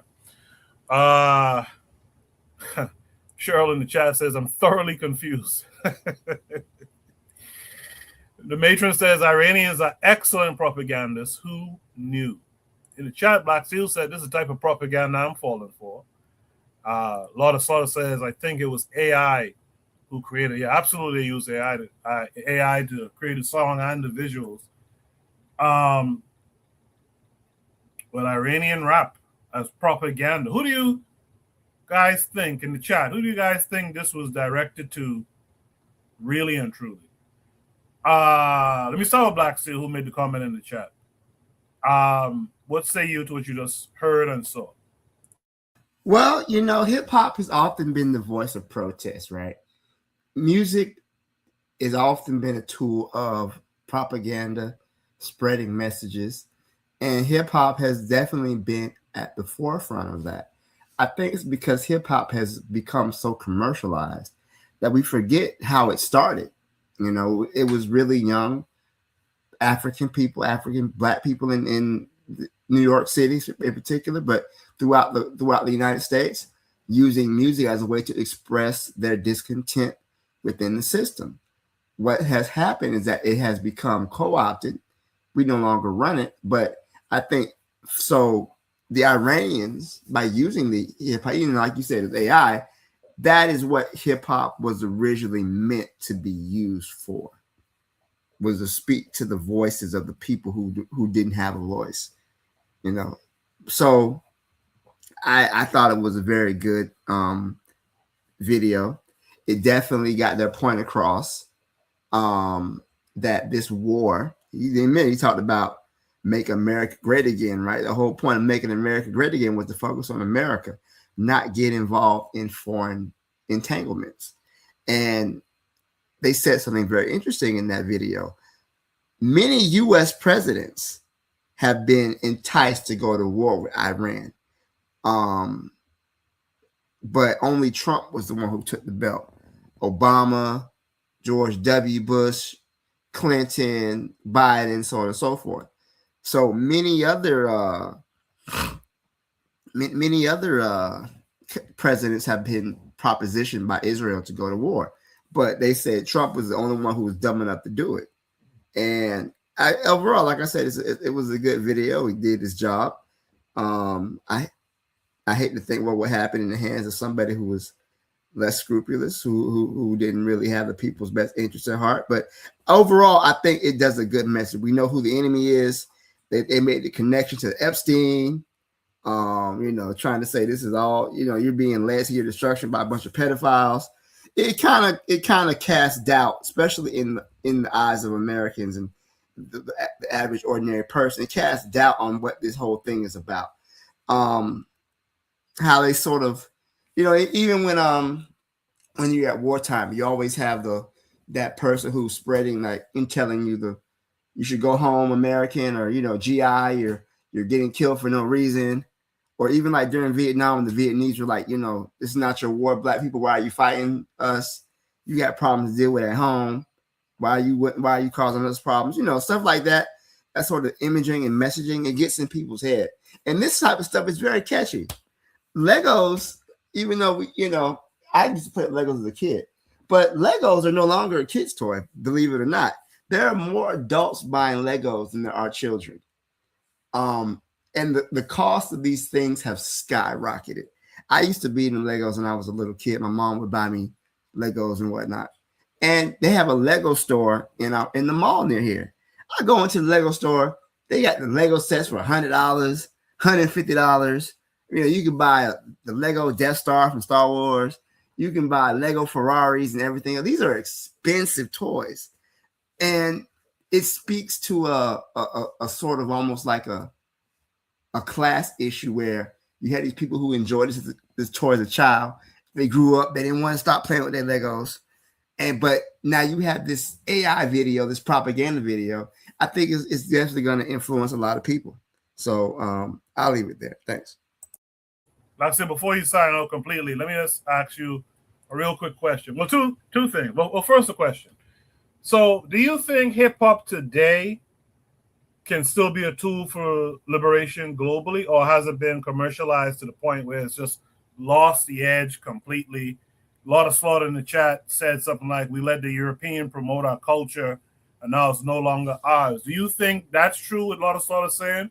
Or do you think that there is something to hip hop that can still be used? I do think it's something in hip hop that can be used, but I don't disagree with him that they've used hip hop and they've co-opted it to the point where the messaging is more negative than positive. And because African people, black people don't run these corporations, we don't run the airways and the radio and so on and so forth. What gets put out, and most people don't listen to the radio anymore, but you have the online streaming sites, you have the memes and whatnot, and TikTok, and music gets out that way. Because we don't really run these things, the positive stuff that we create doesn't get as much airplay. You got to look a little bit harder for it, but it still has the potential. But I really think every form of music that black people have created has been co-opted eventually. They always take our genes and they use it against us. So hip hop does have the potential, yes, but I think that you would have to look and dig a little bit deeper to really get to the good stuff. Appreciate that, Black Steel. Let's welcome in Sister Cheryl this week. Sister Cheryl, how are you? I'm good. Just over here making my food, just listening to y'all. I like that. I'm about to go pour me a drink after listening to Buana in the last prompt. But in the meantime, Sister Cheryl, what did you think of that presentation just now? Honestly, I was confused. Like, I didn't know whether this was like Like I was like, oh, it could be AI. I didn't know if it was actual black people doing it or like other people doing it. I was so confused. Um, but I want to say like I hope everybody knows that like Middle Eastern people, they are heavily influenced by our music over here. But usually when they try to partake in our music, they do it in their own language. And I think it's hilarious that they got their whole own language and they decide to use English. To me, because Palestine, I mean, oh, what are they? Iranians? Are they Iranian or Palestinian? Sorry, I don't know which one they are. But they could have used their own language, but they chose to use English, and I think that's noteworthy. Uh, because I don't think Iranians are whoever created this is not stupid. They're just not doing it just for fun. They're trying to reach a certain audience. Um, and I think there are a lot of black people who join the military, and I think maybe the intended audience is people who are on the fence or who may not be sure about what the U.S. military is doing right now. Because you got a lot of people, social media, they're in the military, maybe they're questioning their purpose. Maybe they're saying things like, well, we're fighting a war for Israel, where they say things like this. So I think it's clever on their end to maybe they're trying to disrupt. I don't know. This is just a thought that I had. It doesn't have to be true. But maybe they're trying to like disrupt, create dissension in the ranks in I don't know, US military. I'm not saying it's going to be effective. I'm not even saying that it's funny, it's clever, it makes sense. But the fact that it was put out by the Iranians. They didn't use their own language. They have their own language and they rap in their own language and they decide to use English because they're trying to reach somebody specific. And black people make up a large portion of U.S. military. And also, this wouldn't be the first time something like this has happened. Like other groups of people, when they're trying to galvanize and they're trying to fight America, or they have a problem with some of the decisions that America makes in their own country, they tend to always use kind of like black people to give them just a little back like that. And black people sometimes we fall for it. We just go like, oh wow, that's wrong what they're doing to their country. I stand with Israel. I stand with, or not Israel. I stand with Iran. I stand with this country. I stand. Black people kind of we so all over the place, and this is the humanism thing coming into play here now because it's like for a black person who is confused, who look at that, and let's say they know it's an Iranian person putting that out, they're like, yeah, we're allies with them. Okay, well, based on what? See, like black. That's how like confused we are as a people. Some of us will look at this and think that, well, they see the problem that we see, so we must be allies. So I think they're trying. I'm not saying they're going to be successful, but I think every country's go-to is black music and black people when they have a problem in their own country. That tends to be this is not the first time. This is not new. But that's what I see. Doesn't have to be right, but that's what I see. Cool. This ain't even the best one, man. They got another one they put out that showed Malcolm X loading the missile, man. Oh, for real? Yes, that was hilarious. This ain't even the best one. They had the Native Americans shoot the missile. They had the black people who had been enslaved shoot the missile. The children of Gaza shooting the missile. The children of Exotic Island. This is the good one. But their propaganda has been top tier. Joseph Goebbels, eat your heart out. I have to look that up. That's good to hear. Sister Cheryl, let me, if you don't mind, you can say no comment if you want. Yeah. But where do you think black people as a group should stand in this Iran, U.S. / Israel conflict? I mean, it's like, I guess if that's your thing, if you want to support them, whatever. I mean, like, here's the thing, if you don't stand with them, or if you don't have an opinion, let's say you don't have an opinion, then somebody else comes along try to make you feel bad for not having an opinion. Like if that was the scenario, I wouldn't let nobody make me feel bad about not having an opinion. Because what like we got issues. We shouldn't be gaslighted into going to all of the movements and all of the stuff, putting ourselves in harm's way just to support another people, when you got to put yourself first. That's it. I mean, people like to go on this thing. They like to say, they like to really use Black people in the media. Oh, well, do you care about what's going on in Palestine? Or do you care about sorry, I keep saying Palestine. Iran, like, and if we say something like, no, I don't know, whatever, that's their thing. If we say something like that on a media stage, and white people put us on the media, they gonna be like, oh, you don't care, you hate them. And I'm like, oh, here goes the gaslighting again. Here we go. Like, so to me, that's a problem. Oh, woe is them. That's messed up. We got our own problem. We gotta fix our own house. So I'm not into making anybody feel bad for not saying anything. Not so much not supporting, but just not saying anything, because we got other stuff we worried about. So that's how I feel.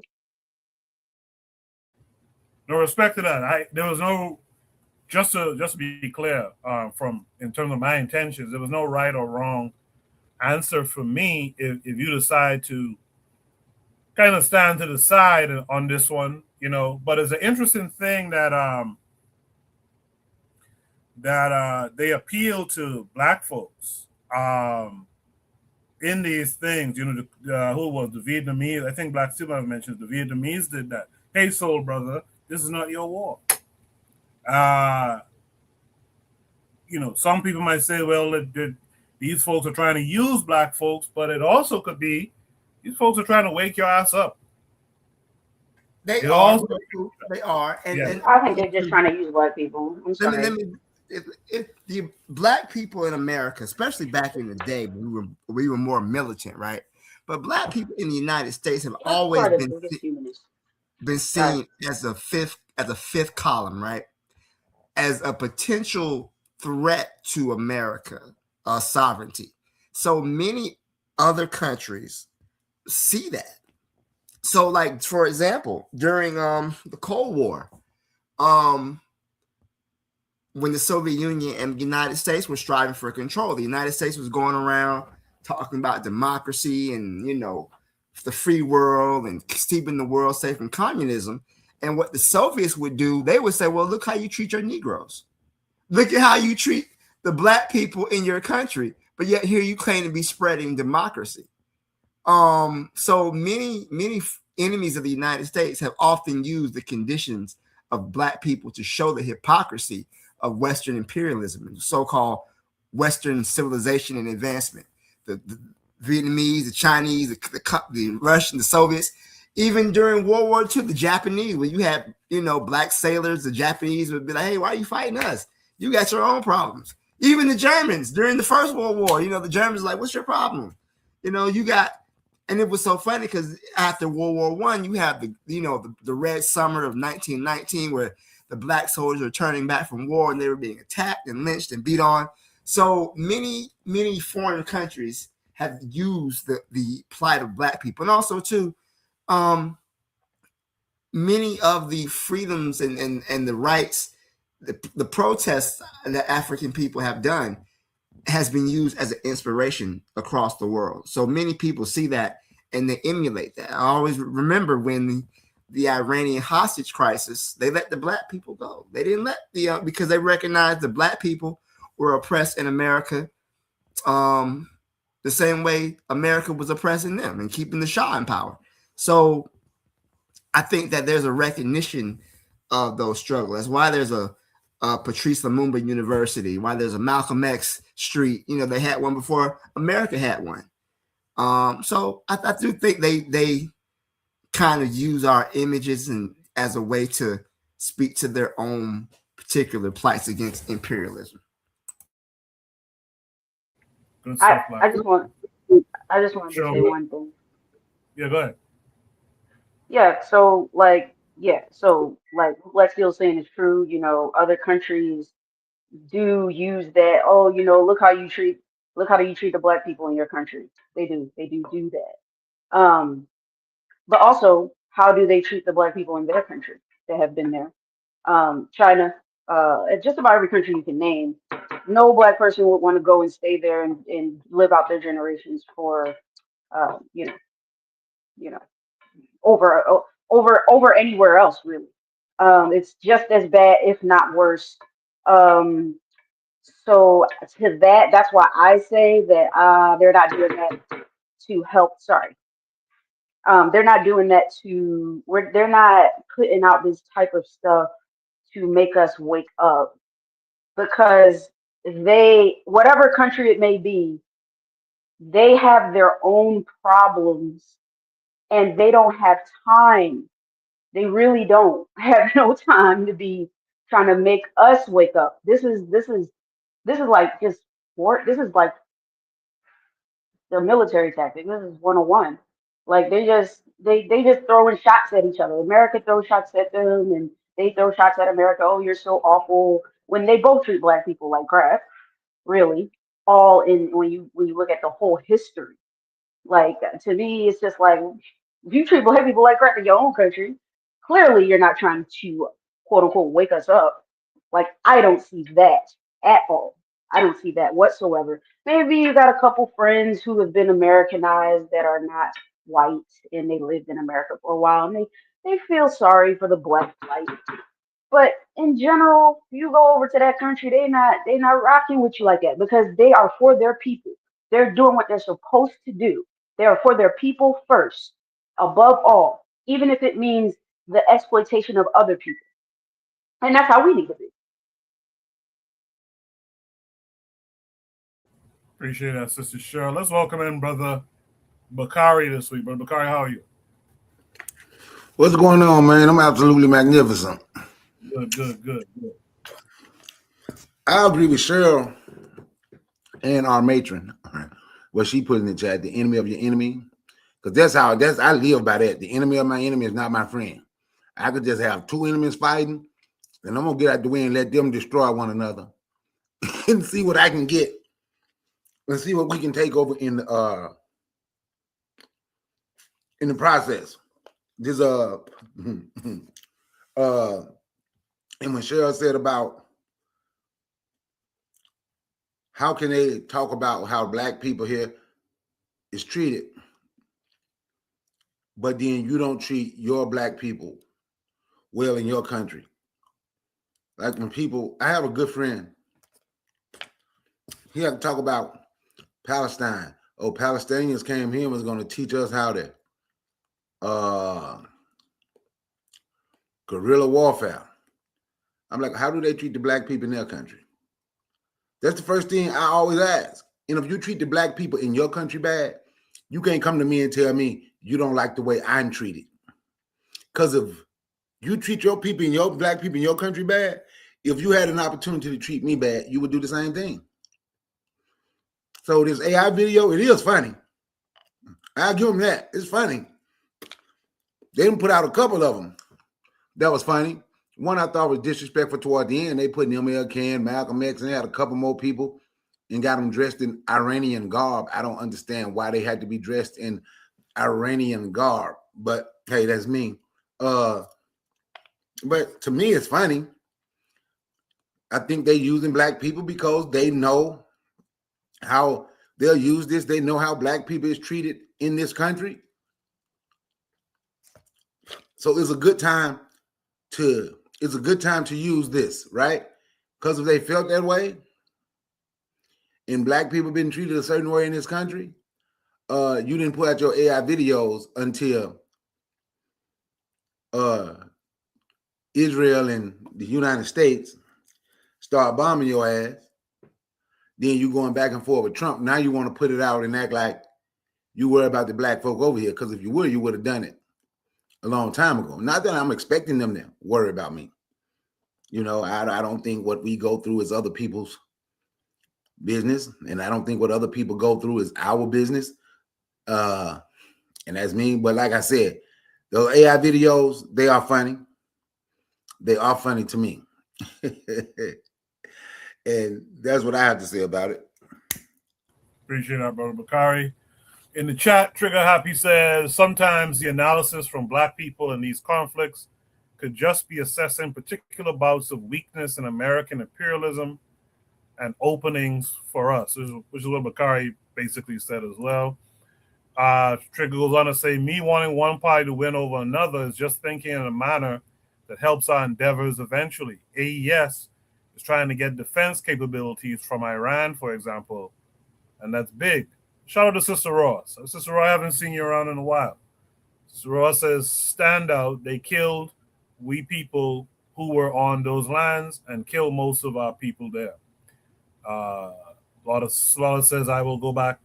I will go to Africa. D-Web is out there. Shout out to D-Web from the Harsh Rally podcast. He says, peace, family. Hope everyone is well. Someone else was here for a second and they left. But Buana, you've heard everything everyone else had to say. What say you to Iranian hip-hop? Who knew? Yeah, I think that Iranians, this war is, this video was a propaganda video. I think it was a propaganda video for the hearts and minds of not necessarily the Black Americans in America. I think they use Black American music, but I don't think that was necessarily specifically for Black American people, because they were speaking in English, and many other parts of the world speak English, you know, and they and listen to hip hop as well, and find this is catchy, it's relatable, and it's in English. So for all the so-called Black people in the world who are oppressed, who speak English, they find this very relatable, especially with the use of animation. The use of animation was very interesting in this video, very interesting. And in terms of the hearts and minds, I understand that the Americans want to be nationalistic, but what about the rest of the world? You know, they're going to see this war as an act of attrition. You know, if I'm living in a country and someone attacks me for no reason, and murders the children in my community or whatever, I have a right to defend myself about that, especially the people who doing it and pointing the finger at us, pedophiles and all kind of things. You know, I think that speaks to something, because no one likes a pedophile, no one. So I think that this, and also too, for the people who are in the world who don't necessarily understand why this war is being waged, because many people don't understand that. And Fox News have their daily dose, their daily narrative of why they decided to attack a country that didn't attack them. So I think that with animation and music, this video is very instructive. It's very instructive. You know, so you want to win a war on different kinds of fronts. You want to win the war of attrition in terms of bombing and things like that. But you also want to win a war for hearts and minds of people to galvanize behind you, because people want to claim who's right in doing what they did. And of course, you know, to attack someone who didn't attack you, they have a justification. So you have to tell the people, or inform the people, not only in the country and not only in America, but in the Western world, why they decided to do the things that they do. Because when American bodies are being sent back in coffins, you have to give justification for that. You have to give justification for that. You can't just react and defend yourself. And now Americans are being sent home in coffins, and you have no justification for it. And where much of the Western world are ill-informed, uninformed in terms of international matters, and they wouldn't watch a thing like Professor Zhang. They wouldn't watch a professor speaking and things like that. This is simplified, broken down to base the kind of level of why what is happening is occurring. And I think that people should be aware of things like this. And I think that they're doing a brilliant job of it. Millions of people are watching this video, millions. And there are millions of people who are in support of anyone have a right to defend their country, to defend themselves, to defend the people in it, whether you agree with their politics or not. And the Americans would feel the same exact way if someone was to come and bomb their country and blow up their schools full of children, blow up a school full of children. Everyone would get behind them. The world would get behind them. But in this case, you see the world turning away when Trump asks for support in going to their country and looting and pillaging and doing what they do. So I think that is an instructional video. I think it's a justification kind of video. And I think that they are doing an effective job because of the millions of eyes this thing is actually getting.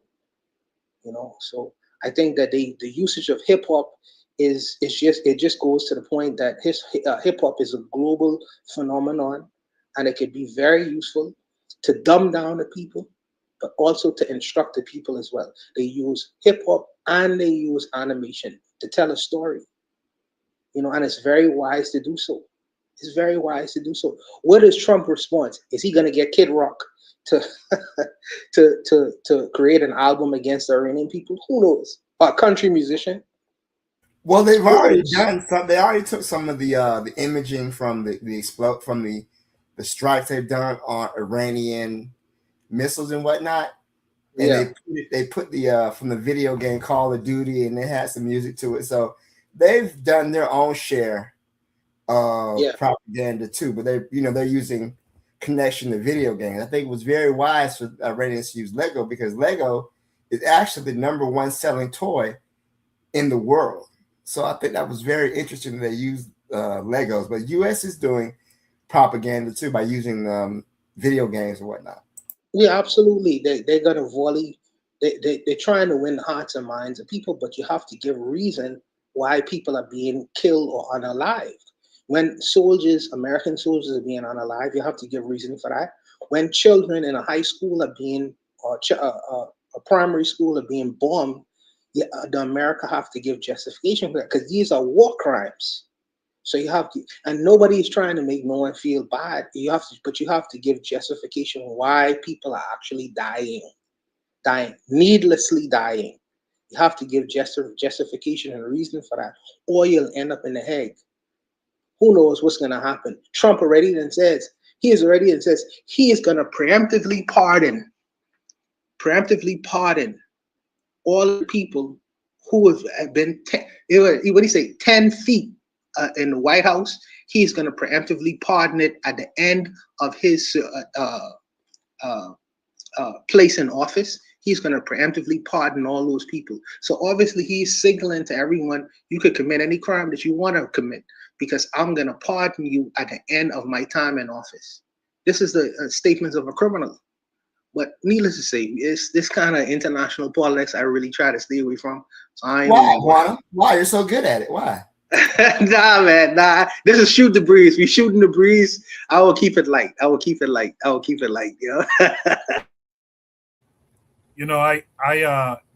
by the way, thanks for that one. I made a mistake. I was supposed to put 2 prompts together and I didn't. So Black Steel just reminded me the next prompt was going to be this one here. And I think this might be the video Black Steel and them are talking about.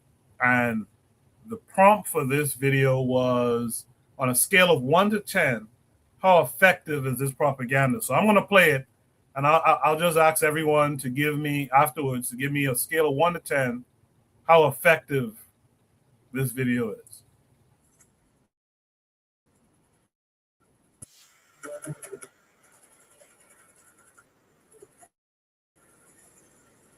The volume, the music.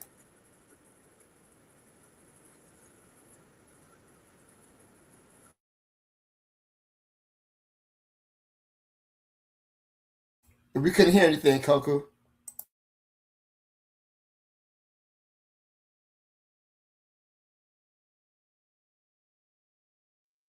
It's okay. The images are enough. I don't need to hear it. Man, that was some good shit, man. Run that back. I want to see that again.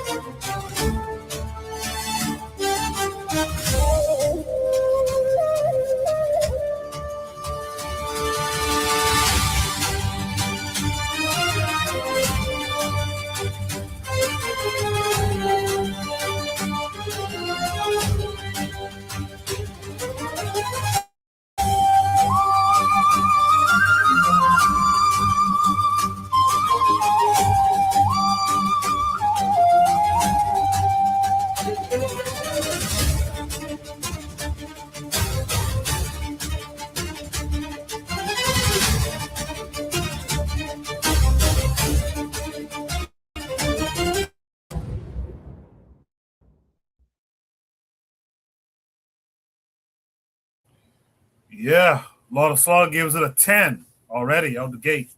Let's just go right down the line. Brother Bakari, what would you give it on a scale of 1 to 10? The propaganda here.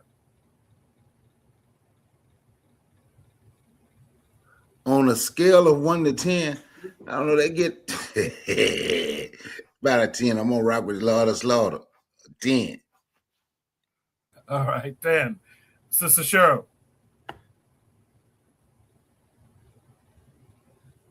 I'm not trying to be all extra. No. I'm sorry. I'm sorry. The Legos is killing me. Like, I just real quick. Like, y'all know I'm a millennial, right? Like, that's when the live action Lego thing was just like starting. I was like an adult. It was just starting. So, like, all right, real quick. If you are a, if you're in your late 30s and up, I'll give it I give it a 3. But if you like Gen Z and younger, I give it an absolute 10. Oh, you being a hater, Cheryl. Unless you're a gamer and you're really into that Lego stuff, I mean, you an outlier, bro. I feel convicted. Oh snap! Oh, she got me. All right, you got me. All right. One, what would you give it on a scale of 1 to 10? No, I do give it a 5. And Cheryl and Brother Bakari, they say something to me that make me understand something. Because if you've been around Muslims before, these cuckers, when do they care about Malcolm X, man? They don't care about the issues. It is absolutely the truth, man. It's the truth. But they find us to be useful now. So they figure they can put us in videos and shit like that. So I feel them when they do say that shit. I feel them. Hold on, I do feel them. Buana, what you call them? We call them cuckers? That's what you said? Oh, cocksuckers. Oh, Oh, sorry. I'm I'm sorry. I'm drinking. Forgive me, Shirley. Forgive me. Oh, okay. Forgive me. I thought that was a new word. I was about to use that. Nah, I say cocksuckers. Nah. Forgive me for the foul language. Yes. Nah, you straight. That was my grandfather's favorite term. Black Seal, what would you give it on a 1 to 10? Man, I give this shit a 12, man. Inject this into my veins. I need this. So, couple things. First of all, the imagery they're using and the connections they're making are absolutely incredible, right? First, I would say this, right? Much of the Muslim world holds Malcolm X in high regard because he went, when he split from the nation and he started traveling, throughout Africa and Asia and whatnot, meeting different African heads of state, and he also went to Mecca as a Muslim to do his Hajj. So especially Iran, again, they have universities and schools and statues named after Malcolm X. So many majority Muslim countries hold Malcolm in high regard, not because he was black, but because he was Muslim. And I think he spoke to the oppression of African people through a Muslim point of view, right or wrong. That's what he did. And I think it made many people in the Muslim world connect with him.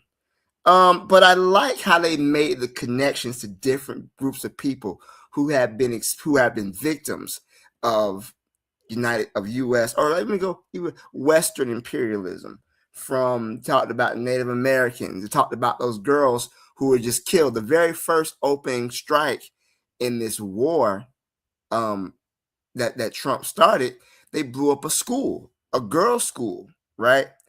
And the U.S. tried to make it say it was an accident. We were going off of faulty information.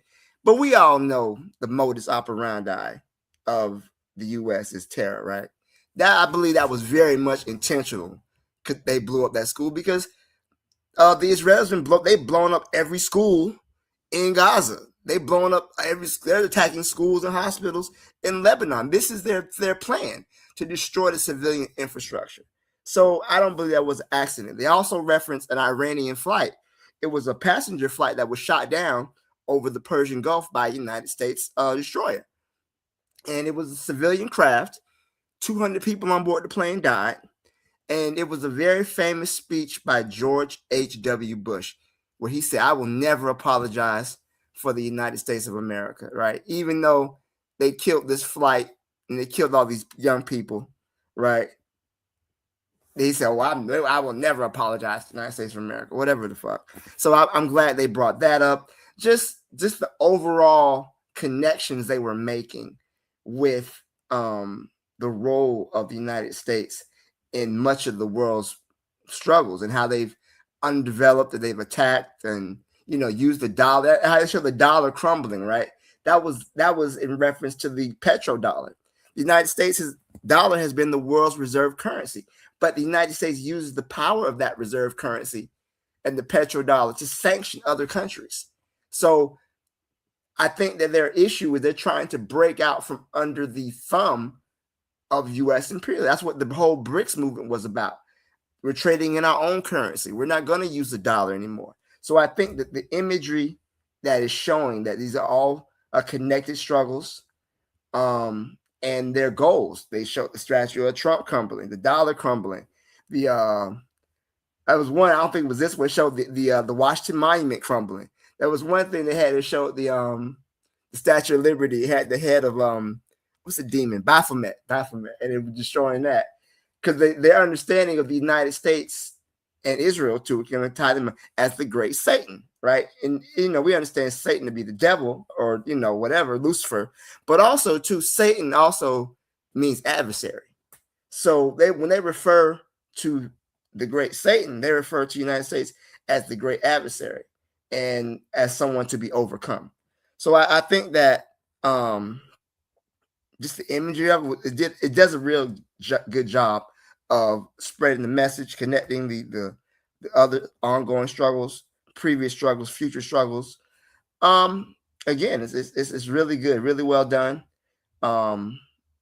Really good imagery. I'll leave it there. Black Steel. Here's what I don't want. I don't want to associate the actions of the United States government with the people on the ground. See, if I was to come to you or Brother Bakari or Amma, and I would ask you all, do you all think it's right to bomb a school full of girls? Of course, you all could say no. Of course. Well, I don't know. Well, no, I'm thinking, of course, you all could say no, right? But the fact that you all have an American passport, right? People out of in the world will associate regular Americans with what their government is doing. and that is wholly unfair. But on the other side of that, I don't want to try to instigate or try to separate the typical American from their government, because every citizen have a right to be loyal to the government. Every citizen have a right to love their country and associate themselves to the country where they come from. So you don't want to, you want to just walk that middle line, because it's like we talking on topics that we seem like we pro-Iranian, but we're not pro-Iranian. We pro-justice. Right is right and wrong is wrong. When the Muslims bombed September 11, the empire, the towers on September 11, the whole world got behind that because they saw it as an injustice. It was an outright injustice to the world. So they was willing to send their boys or their girls anywhere where these people were who were to commit such an atrocity. Well, in the same regards, the Iranians, when they are bombed, when a school full of girls are bombed, this is an atrocity. And the world should get behind that atrocity, no matter where it comes from, because right is right and wrong is wrong. So it's so international. These international discussions are very complicated and complex, because you don't want to see him anti-American, and my American brethren don't want to see him to be disloyal to their country. Why not? I'm anti-American. Depends on who you're talking to. Depending on who you're talking to, Black Steel. Depending on who you're talking to. It depends on who you're talking to. This is a Fat African channel, but it depending on who you're talking to. So it just, you have to walk a tightrope, man. You have to walk a tightrope. I'm telling you, man. But see, but Buana though, and Lord of Slaughter brings up a good point.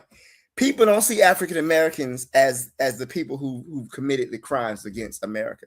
You can even you can go all the way back, and I mean all the way back to when America first started colonizing overseas, right? Spanish-American War.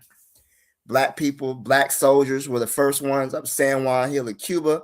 Black soldiers fought in the Philippines to try to bring the Philippines under control.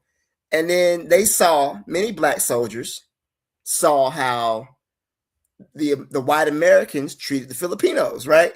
So you had many black U.S. servicemen who defected, who left the U.S. Army and started fighting alongside the Filipinos. There's a black man from Tampa, Florida, by the name of David Fagan. He actually was he actually left the U.S. military and was fighting in the mountains in the Philippines, guerrilla warfare style against America.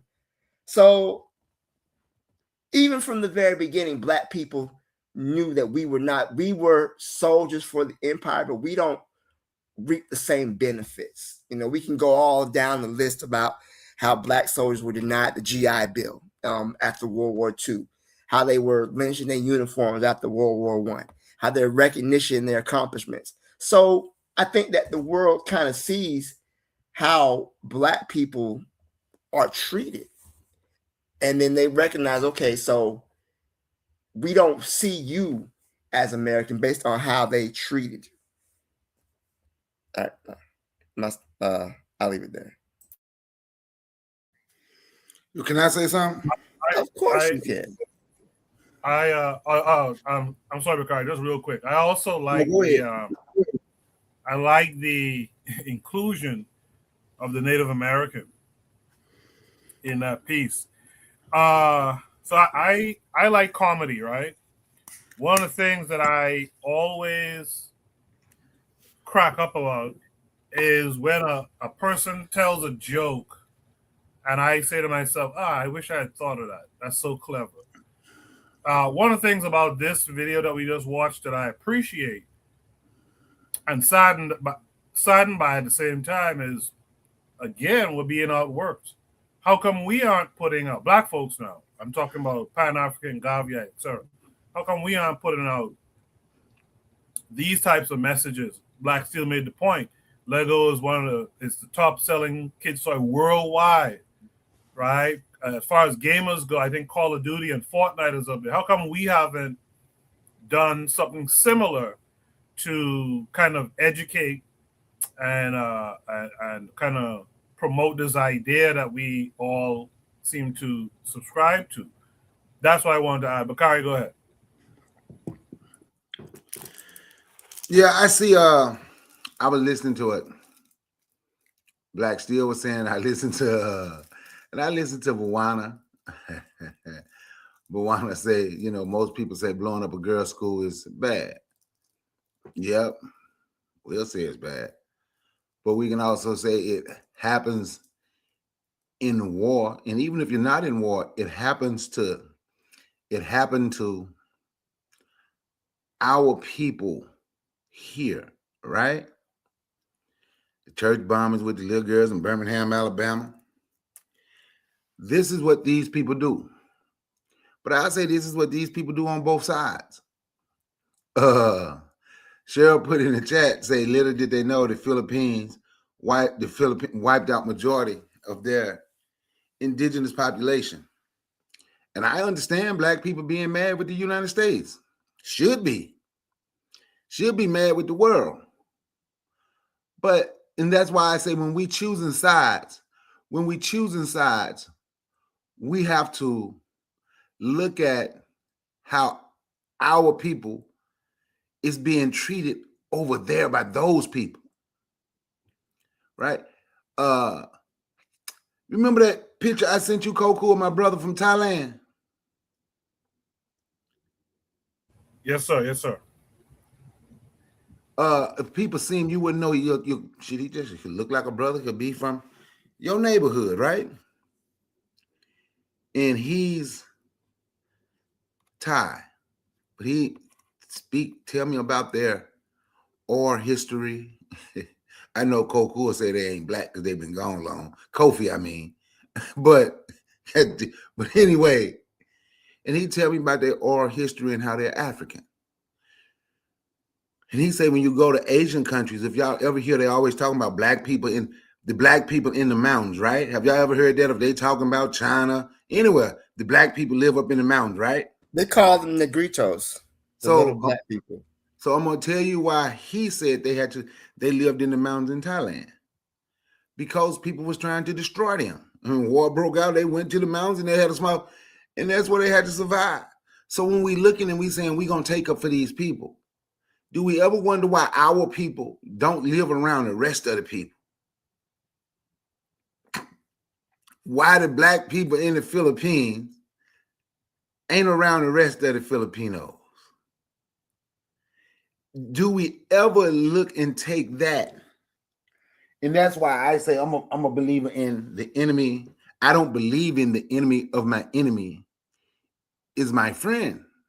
I believe I have two enemies fighting.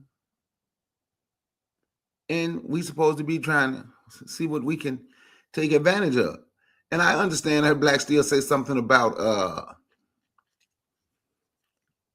I think that was Black Steel who said something about they released the Black hostages first in Iran.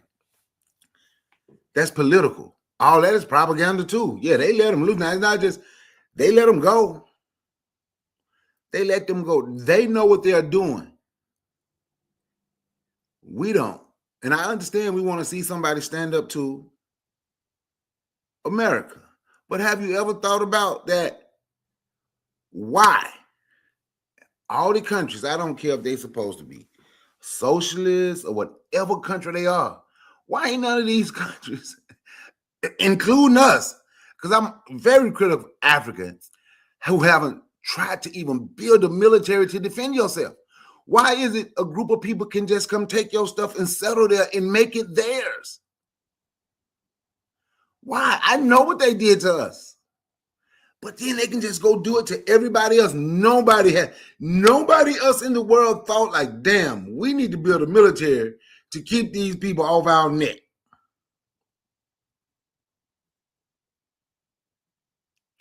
Speaking on that, brother Bakari. Speaking of the oh, sorry, go ahead, brother. I'm sorry to interrupt. Especially the African nations haven't even tried to defend themselves. That's all I was gonna say. I'm done. Yeah. So just to add to what you're saying, I don't know if you're aware, because since we just finished talking about Burkina Faso, and I know you don't agree with outside influence, but Russia just pulled up to Burkina Faso with a warship full with weapons to defend their country and build their military. I don't know if you saw that. You know, they barred the Russians from coming to Burkina Faso, and Burkina Faso just got a supply artillery from Russia to build up their military. They just did it, you know. So I think it's interesting that you mentioned that because my man is trying to get all the guns he could get in that country right now. You know, it's funny that you mentioned that. And he should, but they need to be building them. See, ain't nobody gonna take care of you but you. Ain't nobody. Watch this. What was the main? What gun did the Afghans did the Afghani use? Where did they get their weapons from? They made it. No. AK-47. The Soviets. Russia. Who controlled them? Who used to control them? Russia. They had to come to get Russia off their back. Man, I'm just saying. If you look, Thomas Sankara said one time, "He who feeds you controls you." If they got to protect you, they control you. I'm not saying don't use nobody, but if you are not trying to build your own, in which I believe in a thing that me and Koku was reading, we was going over, I believe Burkina Faso is, but I know it was countries that said they weren't taking no more weapons from Russia nor China because they were not giving them good weapons. Whatever, if they got the weapons, they had to learn to fix them and break them down and start making their own because the weapons were no good. The only thing I'm saying is, man, look, if you don't do it, if you don't fix you, and you depending on somebody from the outside to fix you, and we think they're different. Oh, they're Eastern European and Asian. Okay. Let me ask, what's the purpose of an ally? Wouldn't Patrice Lumumba in Congo, wouldn't they supposed to be allied with Russia? No. But here's the thing, Patrice Lumumba was a part of the non-aligned movement, right? So basically, you had countries that was neither with the West or the Soviets, but the Belgians felt that Lumumba's actions of nationalizing the Congo's resources that put him into the Soviet camp, and so that's why they knocked him off and put him in Mobutu. But he wasn't allies with the Russians, but he wasn't enemies with the Soviets either. Excuse me. So, because the only thing I'm saying is I hear people keep saying allies. Because, for the longest I thought they were allies, but are supposed to be an ally. But what's the purpose of an ally when they can't come help you when you being destroyed? I don't know, man. Hey, Bakar, you sound like Trump. You sound like Trump with NATO. see, but here's the thing. I don't sound like Trump because Trump did that. Trump told him to hell with y'all. I'm gonna break all this up. We don't need y'all.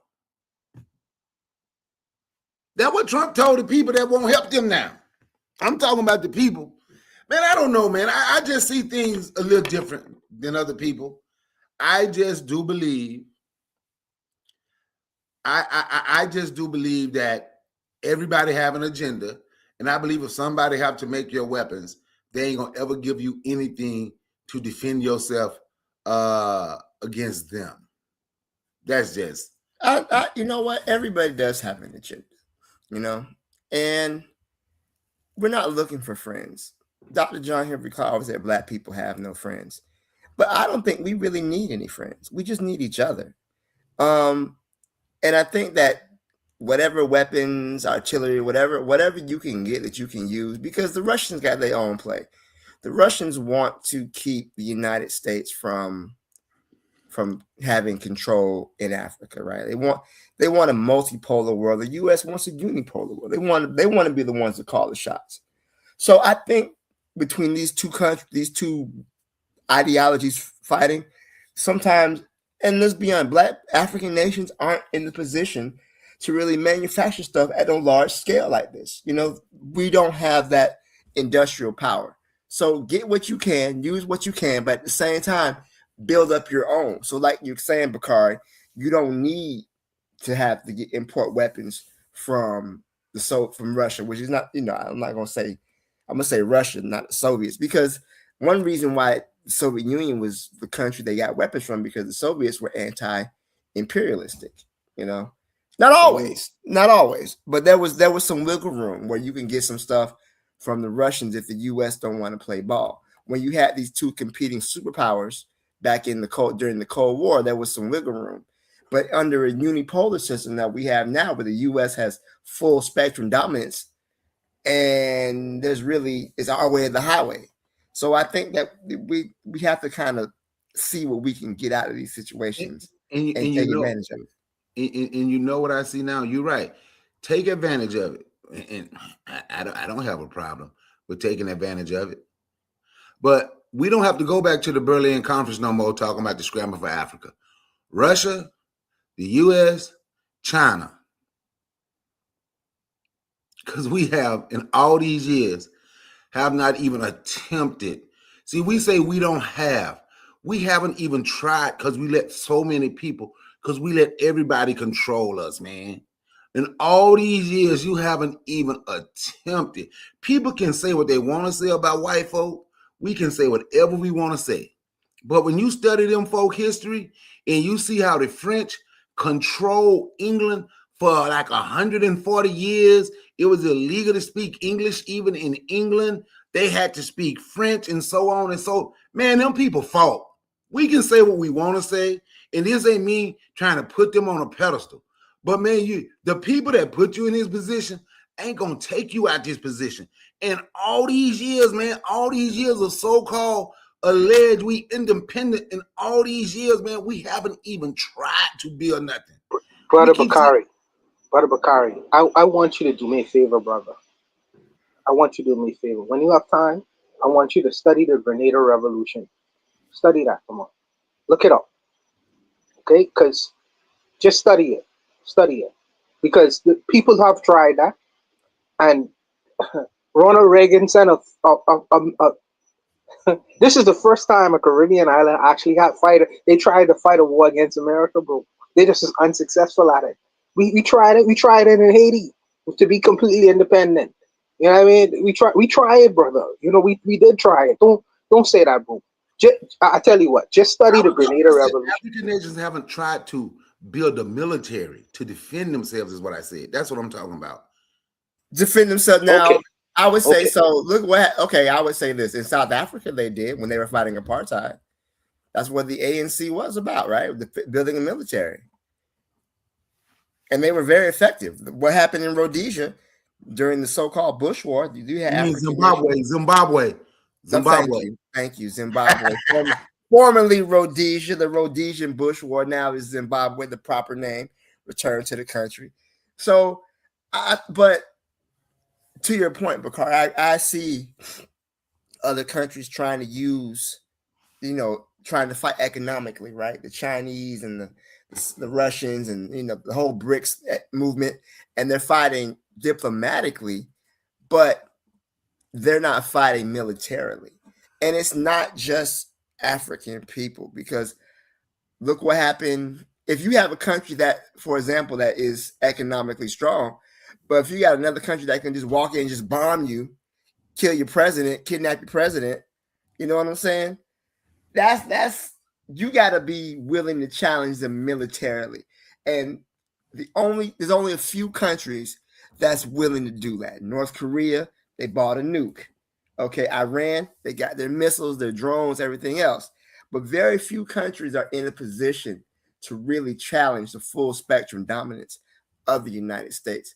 A country that spends 10 times more on its military than the next 10 countries combined. So U.S. spends more money on its military than the next 10 countries combined.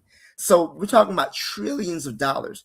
Most countries don't have the money to spend like that. But at the same time, they create things, to be defensive. So I don't really see a global effort to really challenge that dominance. And that's all I'm saying, man. And that's a good point. And a lot of people see how unstable Trump is, and they're starting to kind of realize, oh shit, we're in trouble. When the prime minister of Germany is asking for all U.S. troops to be removed from German soil. That's 50,000 men.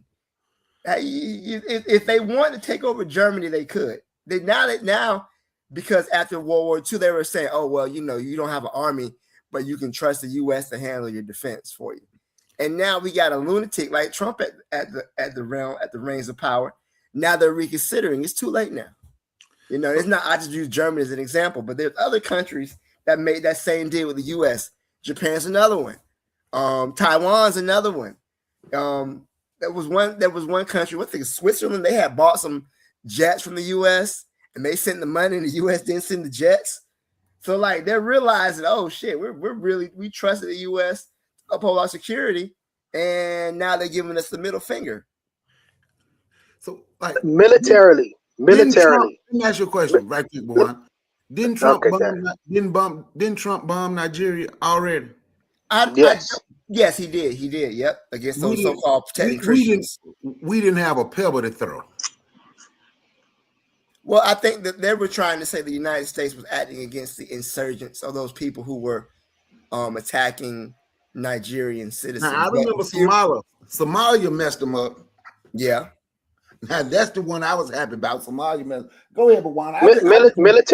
Militarily, the United States, and this is a true statement, militarily, America could fight against the whole world, the whole friggin' world, and still win. Militarily. Nah, this is a fact.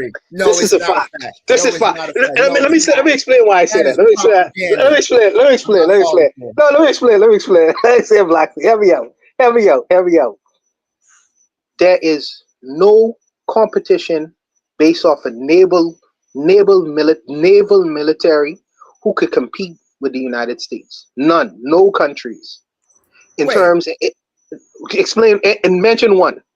Okay. So you said naval power, right? Yeah, on what ways? Okay, so the United States Navy is the biggest naval force in the world, right?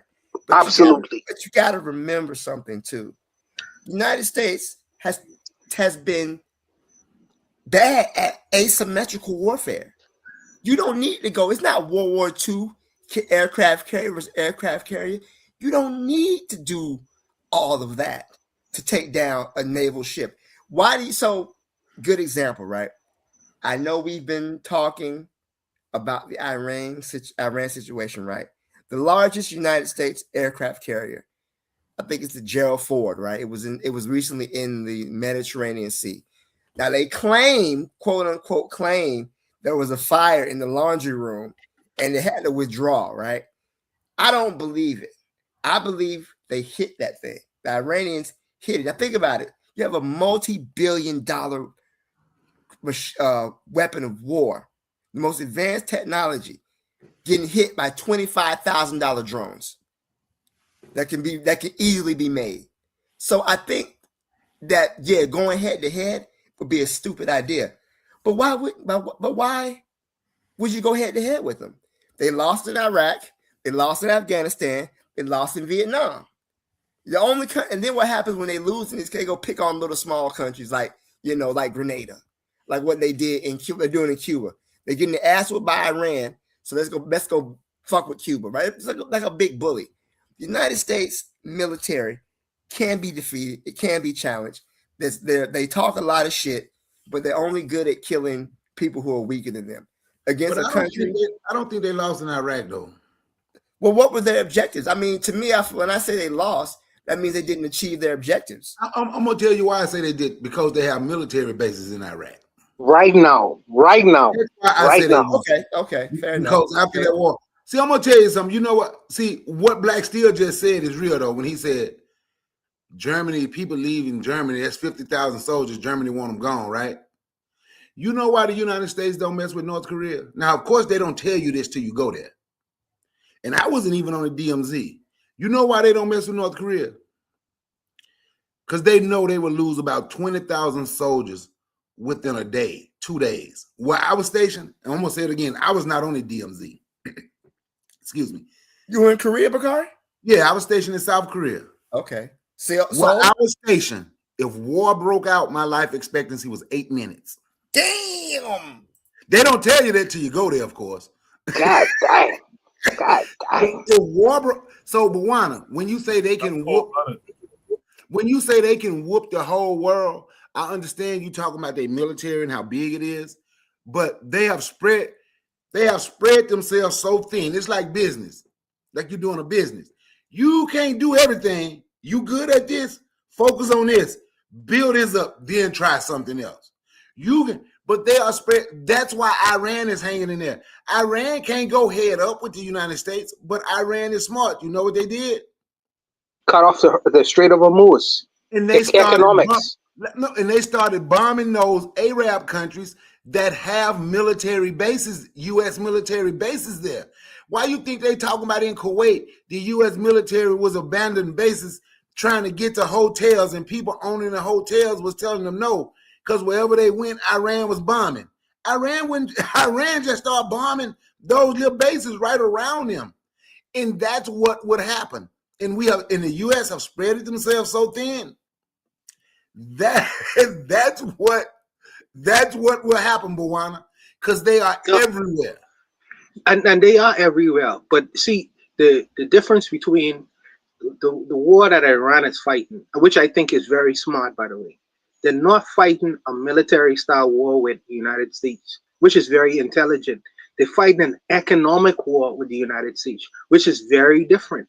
All you have to do is cut off that strait and destroy all of the partners in the surrounding areas.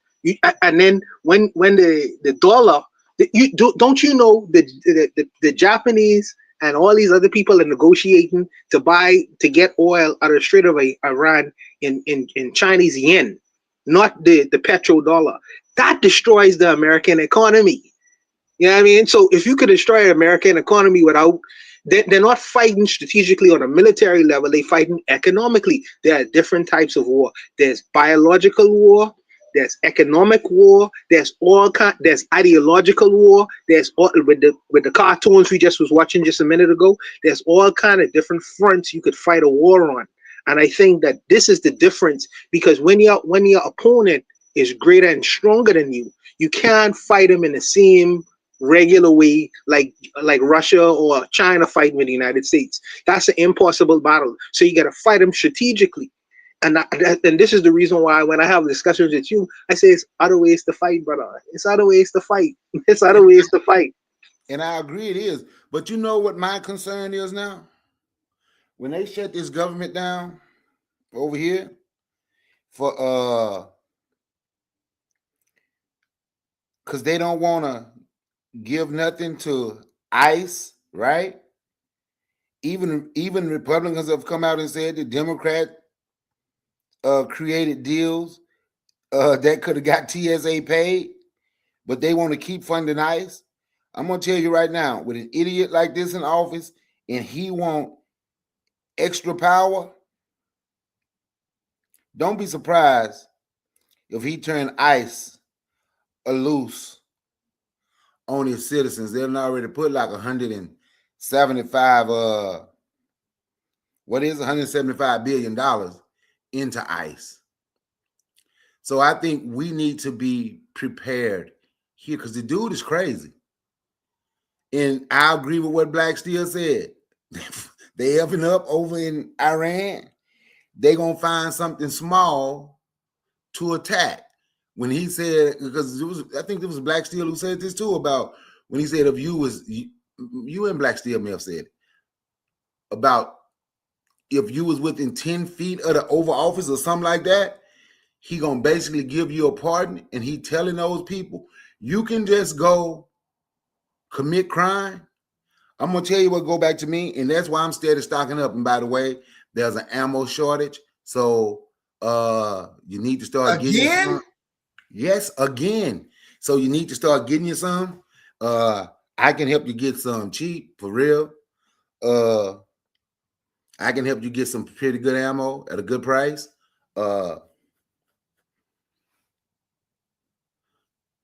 That's what we need to be doing.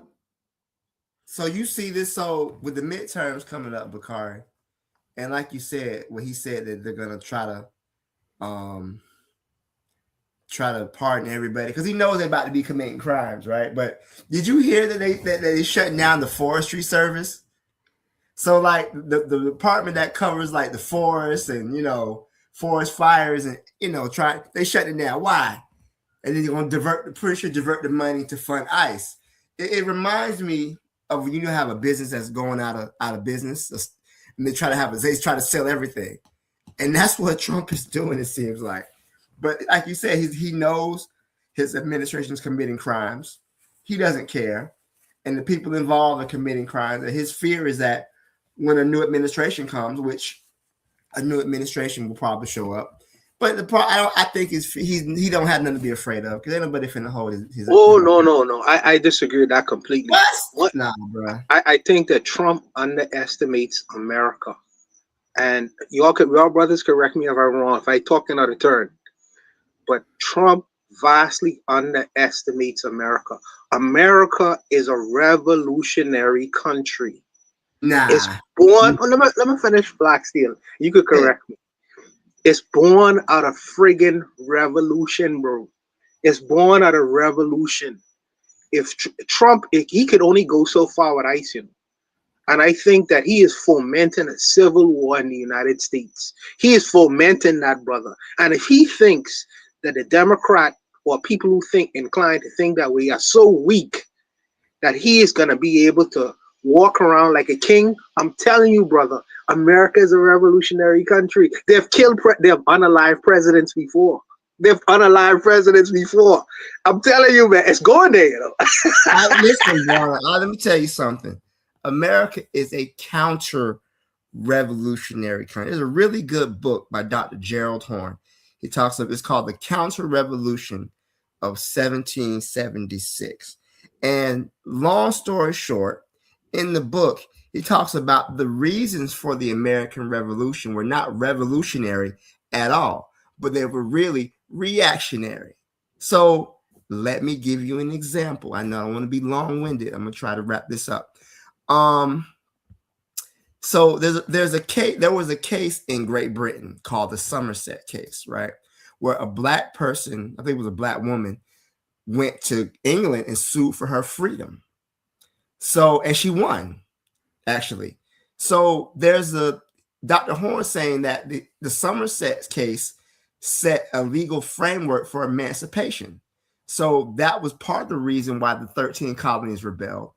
Also, at the end of the French and Indian War, the American colonists were forbidden to go west of the Appalachians and take land from the Native Americans by proclamation of King George. United States wanted to expand further west. So here you got the king and his soldiers keeping white people confined to the 13 colonies. Fuck that. Who was the largest landowner in the colonies? George Washington. He wants that land. You mean to tell me I can't go west and get more land? So many of the as far as America being a revolutionary country, they are counter-revolutionary. The success of the 13 colonies is a step backwards for the world, for world revolution, because what they had, brutal slavery, stealing of indigenous land, and what are they doing now? So I would not argue that they're counter-revolutionary. America had more guns than people. If white people wanted to bust a grape, they could bust a grape, but those weapons that they got is all posturing. Those weapons are for them to kill black people. If black people get out of line, the weapons ain't for the government. They're not. Black Steel, if that was true, why that guy almost take the president head off, bro? And the guy who shot at the president when he was staged, man. We shot him in the ear. That was staged. Okay, all right. But people died then. People died though. But I would say this. He is not the only president. He is not the only person that tried to take a shot. What about Reagan? What about Abraham Lincoln? What about JFK? Americans have historically, when they felt aggrieved, have gotten rid of the leadership. That's historical, brother. So look at that. Okay, you mentioned JFK. Lee Harvey Oswald, I don't believe he's working by himself or whatever. I believe that the people who killed Kennedy, and this is let me put my tinfoil hat conspiracy theory hat on. The Mossad killed Kennedy because he was against letting Israel get nuclear weapons. I believe, and that's just my tinfoil hat theory. I don't believe it was some Americans expressing their grievance. They basically, that was a foreign government. Same thing. If you look at all the presidential assassinations, right, it's usually just like one dude who's pissed off because he didn't get something. Like the dude who shot Abraham Lincoln. He was mad because he was a Confederate sympathizer, and he thought that Lincoln was going to have the black people take over, whatever the fuck. You know, or the dude who shot Garfield. He was due a captain position. It's not no revolutionary. The dude who shot Ronald Reagan. He was in love with Jodie Foster. And he wanted to get her attention. He was a crazy dude. He wasn't trying to foment no real revolution in America. He was trying to get Jodie Foster's attention because he thought she was cute. So he gonna kill but Black Steel, you just mentioned to me the other week that the greatest threat to national security is these white militia groups. That's what you told me. Yes, yes, that's true. And most of these people, what do they want to do? They want to take over the friggin' government. Yeah, but again, it is counter-revolution. They want to take over the government and destroy it and get rid of the Constitution. They want to take over the government and install a Christian theocracy. They don't want to take over the government and abolish private property and install a social and you know and socialized medicine. They want to set up a government where Christ is king, and if you ain't Christian, you got to die. So again, they're Christ is king. You laughing, but a lot of these, I call them the American Taliban. Everything the Taliban does, they love it, except it's just instead of Allah, they want Jesus in charge. That's it. The only difference. You know what? I agree, Black Steel. They're the greatest terrorists in the world, and always talking about somebody as a damn terrorist. What's his name? Pete Hegseth, the Secretary of War. Pete Hegseth is legit covered in white nationalist tattoos. He got the Crusader cross on his chest. He got some others tattoos identifying white nationalism. So this dude is an open white supremacist. He's in charge of the military. He's blocking black generals from getting promotion just because they, you know. So no, U.S. is counter-revolutionary, man. There's these people killing all these white nationalist groups. They want to bring back slavery is what they really want. And that would create another. So see, Brother Bakari, Black Steel. If the right wing people have their way, they're gonna remove all of the civil rights gains of the 1965 situation, and they're gonna go back. The response to that will be many black people and Indian people and colored non-white people who are gonna rebel against that. First of all, that's the first thing. And white people, by the way, you know, who are married to black people, who are black persons adjacent.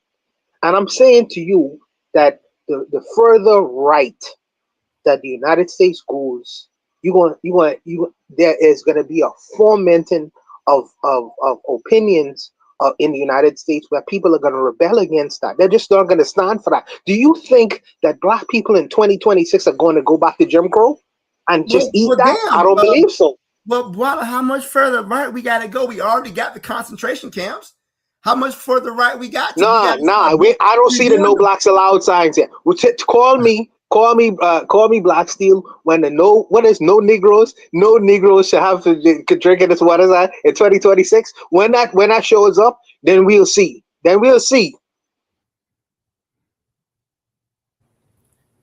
That's a real great conversation. I let that conversation go because it was an opportunity to discuss what's going on in the world, in the news and stuff today. And we also got to talk about the propaganda thing. If you guys will allow me, I want to do one more prompt. A bit of a... Sorry for cutting you, Coco. But Shirley has asked me if I've lived in the United States before. I can tell you the places I live in the United States. I've lived in Kentucky. I've lived in Florida. I've lived in New York. I've lived in Michigan. I went to South Carolina for a time.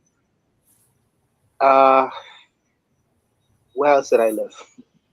So a few other places, man. I've been all over the United States for different points of my life, man. So I have lived in the United States before. Yeah, and spent extended periods of time. Maybe not long enough. You don't think so? I get You it. don't think so? Okay. I said maybe. I don't know. I don't Okay. know.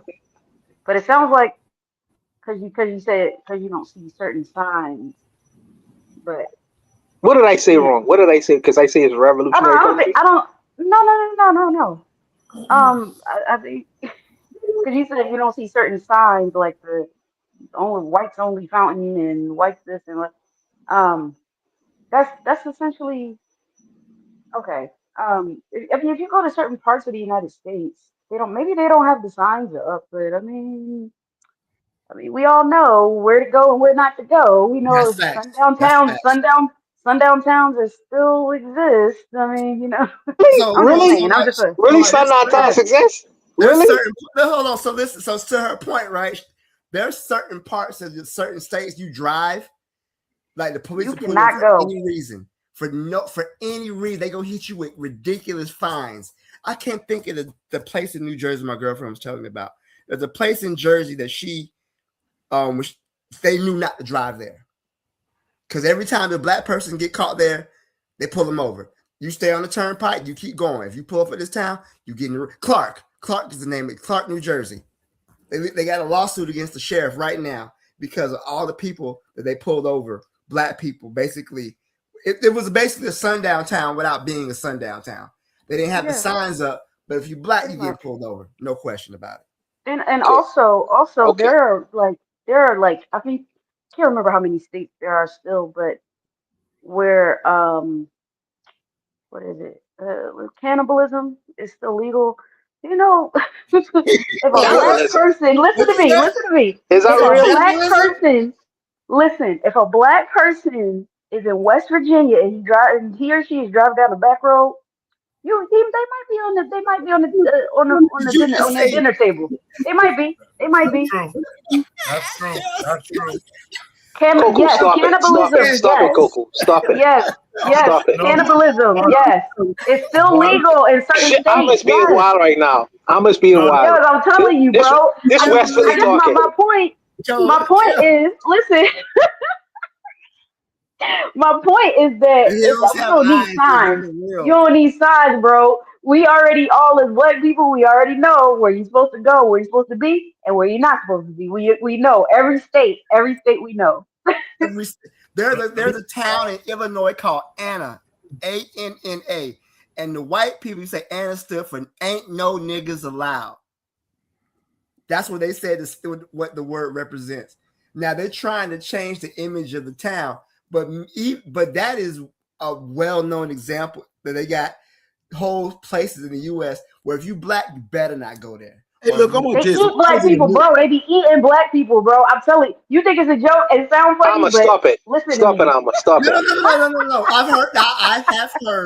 I have heard, especially up in the Smoky Mountains, if you yes, get a knock on your door, don't open it. yes. I've heard that before too. I wouldn't say it's legal, but I would definitely say they're not really checking for you if you just go miss it. You never. I've heard of that too. This is Iran propaganda from the black Americans right now. I was in this man's military, Bawana. There's a That's place wild, called son. Fort Leonard Wood, Missouri. They used to call it Fort Lost in the Woods. Oh no! Oh And no! now, I have never been stationed at Fort Leonard Wood or Fort Lost in the Woods. It was a field artillery unit, but I was a cook, so I could be anybody's unit. So I had a lot of partners that was field artillery. And everybody I know that was stationed, and I knew a lot of people that had been at Fort Lost in the Woods. And they all say the same thing. They had towns. They would even tell you the name of them. They had towns where the military tell you don't go because black people ain't allowed there. This one guy said he was a cook and they were in the field, and this was a white guy. And it was another cook that was stationed with him. They were talking, say when this black guy was a white guy and a black guy, the white guy was telling the story. And this white guy, I forget where he was from, Canada, but had moved to the US, whatever. But he was talking. And they say they were in the woods. We were doing a field exercise in Fort Leonard Wood, Missouri. Not we, because I wasn't there. And they say when you out, when you're out in the field, you still around people. And they say it was out in the country and some white folks lived right there. They say them white folks came telling them, so y'all cooking? Says, yeah. Say, called him to the side. And y'all even got to cook for the N-words too. They get to eat. But that was one of the towns. Killeen, Texas, where I was stationed. Fort Hood, Texas. So Killeen. don't go to Texas. Okay, I got you. I don't go to Texas. Killeen, Texas. Yeah, I'm not going to Texas. K-I-L-L-E-E-N is how you spell it. Buana, I'll tell you something. I've been through West Virginia before. There's a bad dope fiend epidemic in West Virginia. Anything is possible out there. I'll tell you guys something else because I live in New York. You wouldn't believe it, but when you start heading upstate New York, a lot of those towns heading upstate, like you guys probably heard of Albany and places like that. There's a lot of sundown towns up there. In fact, one of these days I'll tell you all about it. I was with some friends from college. We went to a show upstate New York. We got chased by pickup trucks and stuff for a couple of miles. New York City? Wow, that's crazy. Upstate New York, not New York City. Upstate, okay. Yeah, see, everyone has an image of New York City when they think of New York. You take an Amtrak train and go upstate New York, you'll be surprised to see and hear the hillbilly white folks. I kid you not when I tell you this.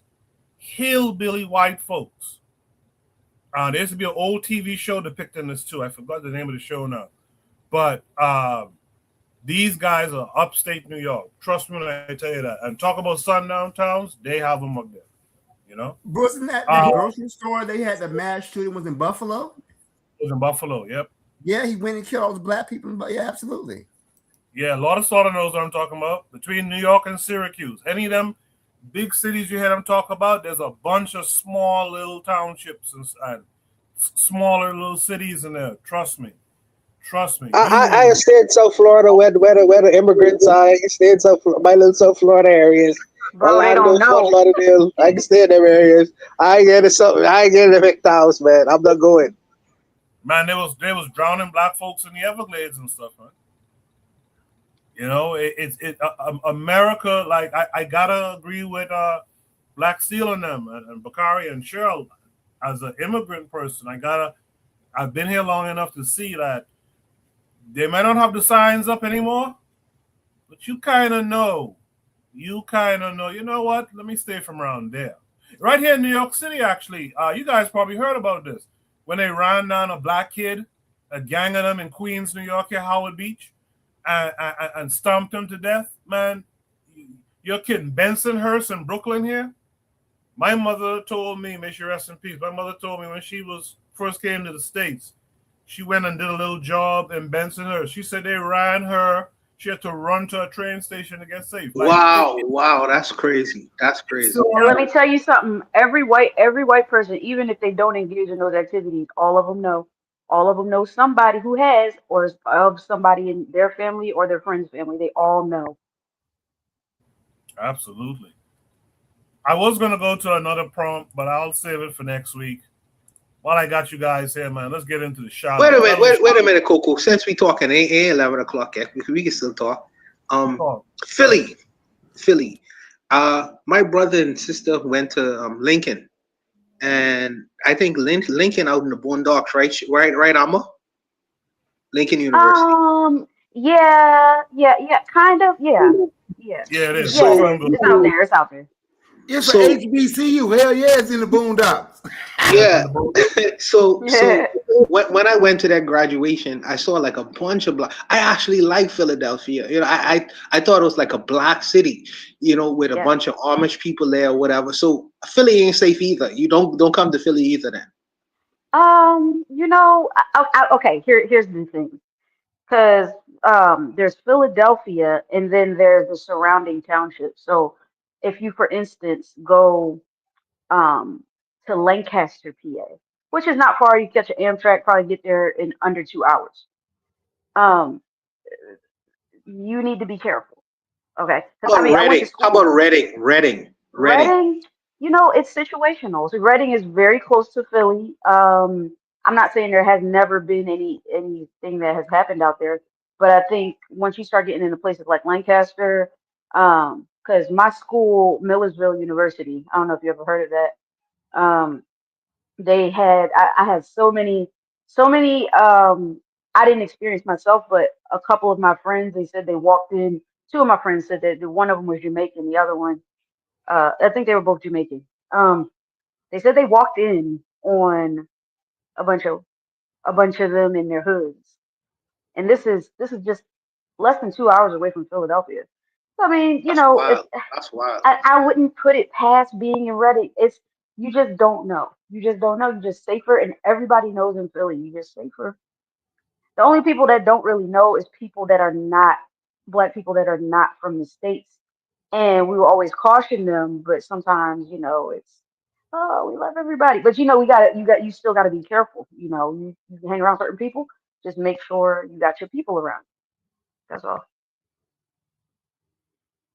Okay, I mean thank you for the advice. You all, I never knew that they was eating Negroes in, in the United States. But They wait, they made books out of this. There's like literal history on white people eating black people and the yeah, reasons but why I they thought it ate was black back in the people. day. I thought it was back in the day. No, I mean, know? man, you go out. I mean, listen, if you go ahead out to Montana and Wisconsin, go ahead if you want. You can see for yourself. But I'm just saying, if you go anywhere by yourself in the boonies, anywhere in the United States, you get what you get. Yeah, no sweat, no sweat. I was planning on where Brother Bakari live. A friend of mine live in Marietta, Georgia. So I was planning on going to visit him. But I feel like Brother Bakari he's straight. So I feel I'll be safe in his area, even though he have probably a lot of rednecks around him. He But got he's guns though. protected. Yeah, Yeah, he's he got guns. protected. He got his weapons. So Yeah, he cool. it's crazy. Y'all need a black book. You know what? Y'all need to bring back the black book. You do. Where black people could. That's crazy. We do. The green hole. You mean the green book? The green book, where black people it's safe to travel and where it's not safe to travel, because I don't know. I've been so. My mom, she owns like a timeshare. You can go all over the place, with your timeshare and whatnot. So we went to this place, this little small town called Crossville, Tennessee. They had a little mountain resort up there. It's a very nice resort, but to get to the resort, you got to go through Crossville, Tennessee.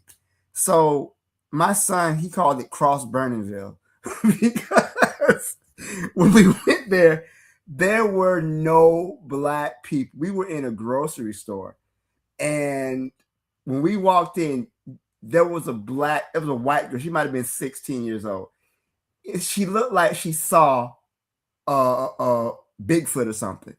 It occurred to me she had never seen black people like that. So when we get back to the resort, I look up the town, Crossville, Tennessee, whatever. Former sundown town. Up until the 1960s, they had a sign that said, "Nigga, don't let the sun hit you don't let the sun set on your black ass in Crossville." They took the sign down, but I noticed that was something that wasn't advertised on the brochure. So we stayed on the resort the whole time. We playing pickleball, we at the pool or whatnot, but we made sure to stay on the grounds of the resort. In the future, I'm going to do a little bit more research about where we go on vacation. Black Steel, I am of the opinion in my mind, and y'all could correct me, all Americans on this panel, that how could you live in America? Now y'all could disabuse me this idea. How could you live in America and never interact with a black person? How is that possible? Because it's possible. Black people are only 13% of the population, and much of our population is concentrated in the South. So all the countries that have like Mississippi, Alabama, Georgia, parts of Florida, that's where the majority of the black population is concentrated. You go to places out west like California, I don't think their black population is more than 10%. I think it's 6%. 6 or yeah, 7. Very like small. LA. LA, like LA. Yeah, California. But not California, so yeah, but like LA, you got black in LA, but like in like most of the state, there's very small pockets of black people. So you go to places like Montana, Idaho, you wouldn't catch me dead in Idaho. There's hardly any black people.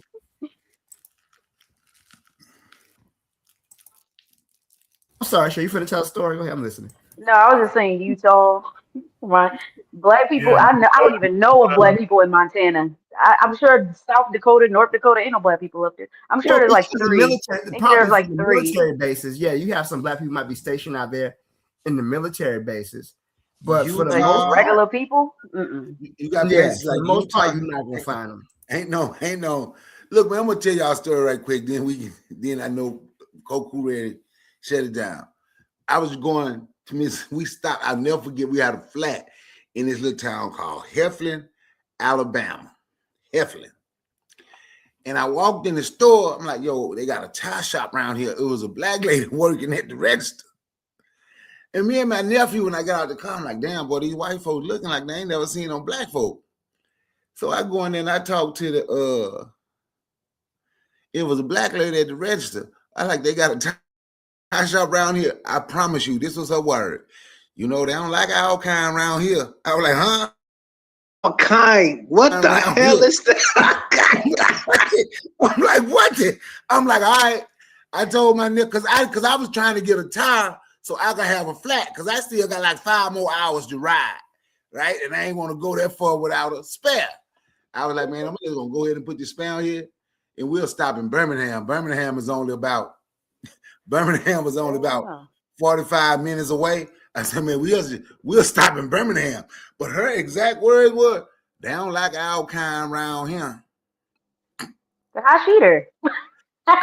They always got their pet. They always got that one. Right. But guess what I asked her? I'm like, you here, you black Jew. They don't like our kind around here. I looked at ketchup. God damn. You know what? There's a quote by Langston Hughes. Sounds about right. He said, fascism is a new name for the terror black people have always faced in America. So the reason why we can say stuff like this, Juana, because this ain't nothing new, you know? And when we always talk about what's going on internationally and how the United States, all these different countries using laws to oppress the people, that has been black people's reality since the end of slavery. So that's why we have these stories, because we understand we are here in the belly of the beast. Don't get it twisted. Don't listen to the propaganda. Right. No, me personally, it's been my experience. I don't understand America, even though I lived there for some periods of time. So I'm very quiet in the United States. I observe. You know, I'm not judgmental like some of these other immigrants. I just observe because, like you say, these things are culture shock to me. I'm like, our kind, Brother Bakari say, our kind. These things like are foreign things to my mind because I come out of a black experience, out of the black fucking world. So it's like everyone looks like me.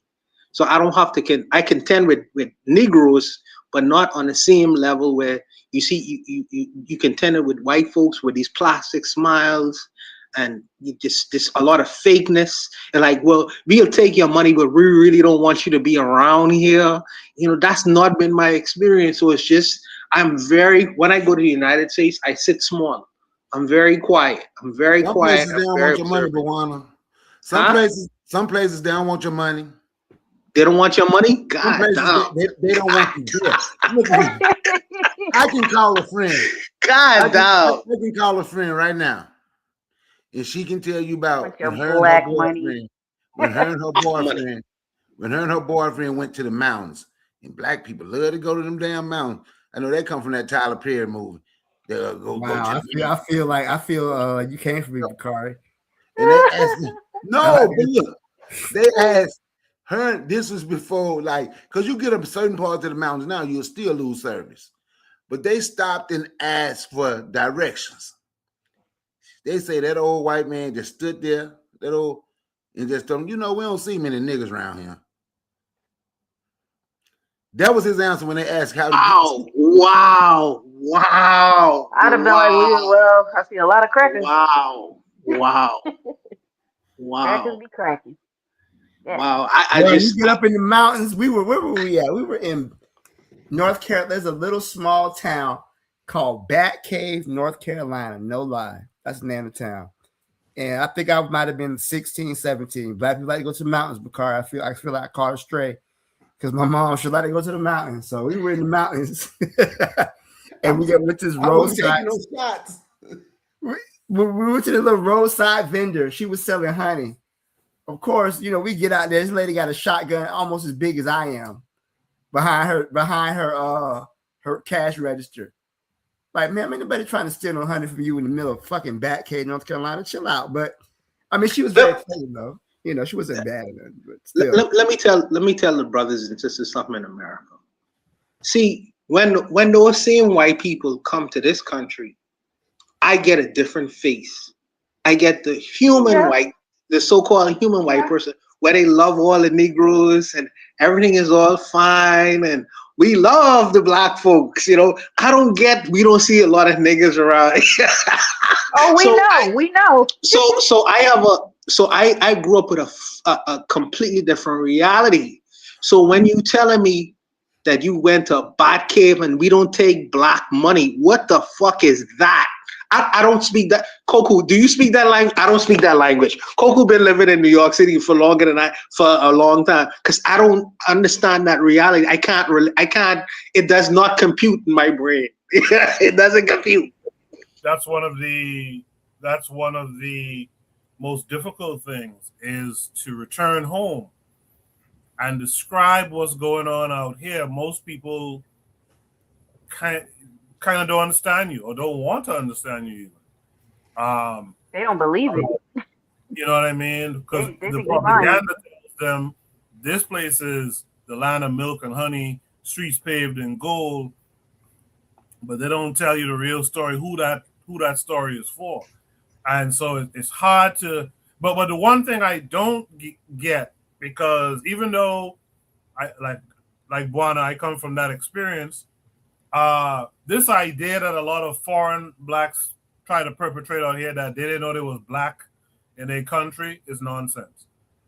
It's nonsense. I know I am black in the Bahamas because I know that when I come back from if I'm going into international place and I come back here and if I'm trying to get a taxi, these guys will break their necks trying to get white money, like Amma was saying, because there's a difference between black money and white money. I thought money was money to try to get tourist money instead of getting local money. I'm like, what's the difference?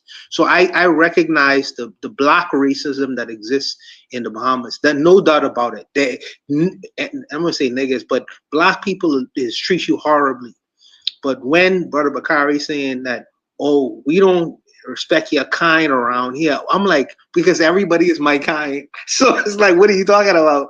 But I understand the differences that black steel and Brother Bakari and Amma is saying. It's very difficult for me to relate because that's not been my life. So I understand.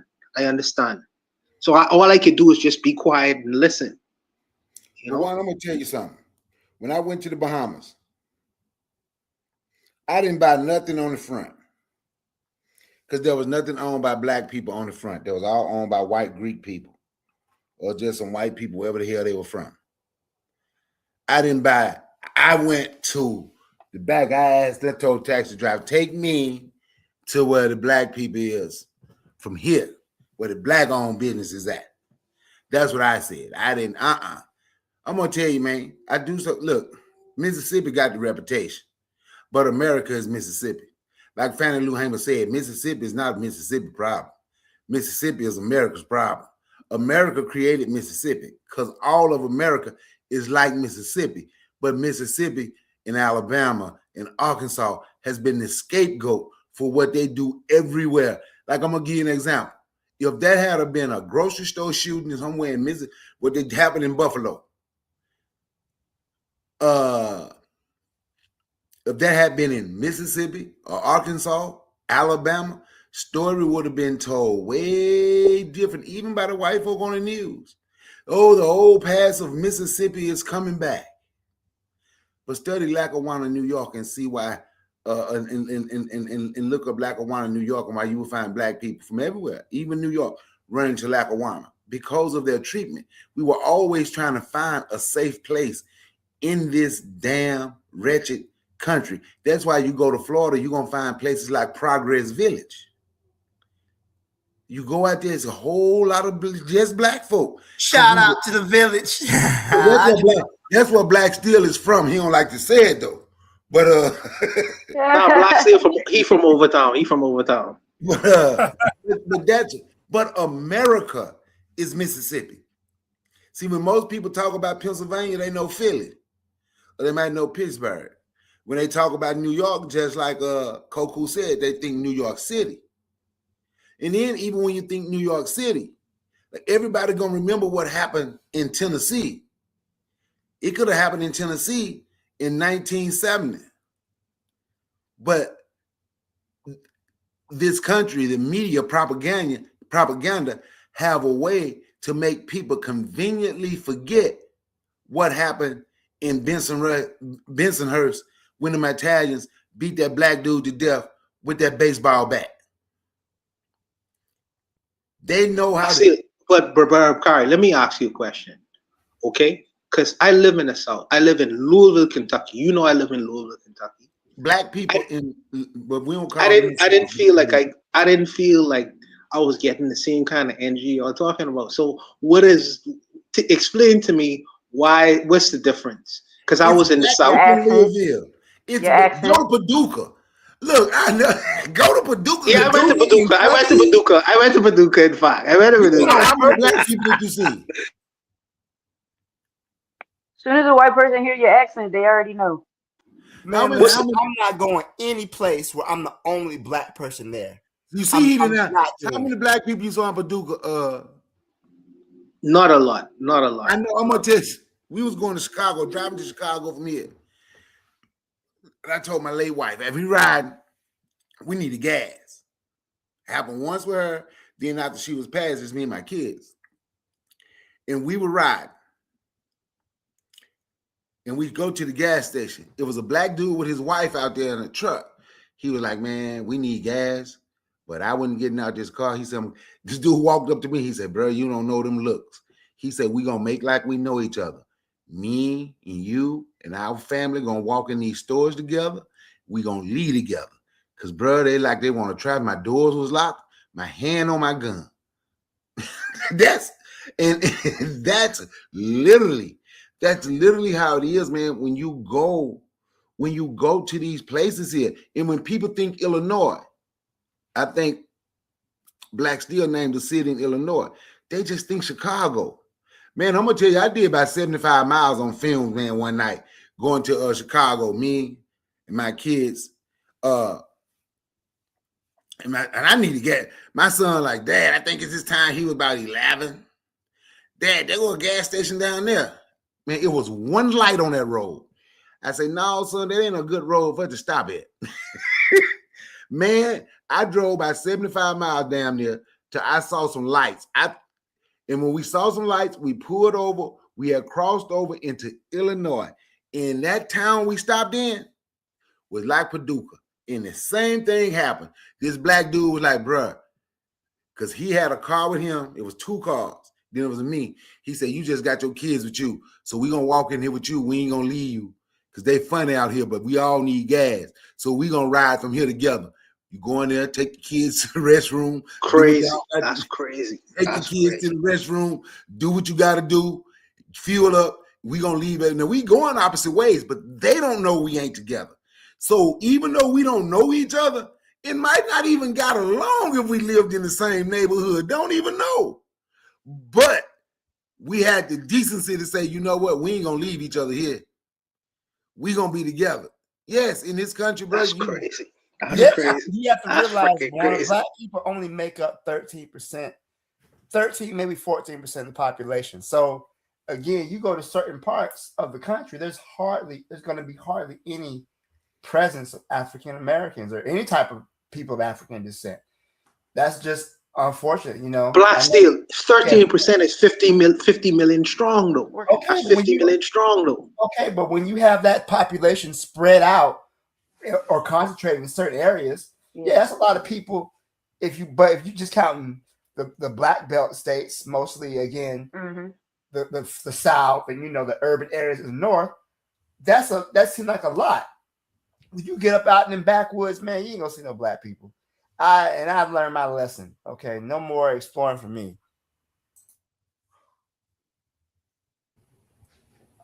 All right. Good conversation. Yeah, very good conversation, as a matter of fact. Because sometimes we need to let other people know exactly what the circumstances are where black folks live, Let's do some shout outs before you guys leave the panel tonight, if you don't mind. I'm just going to go straight down the line. Brother Bakari, what would you like to shout out this week? As usual, I got to start with shouting you out for hosting. Shout out the whole panel. I'm going to shout out. I can't even. I don't even know. My son's Keyways fraternity.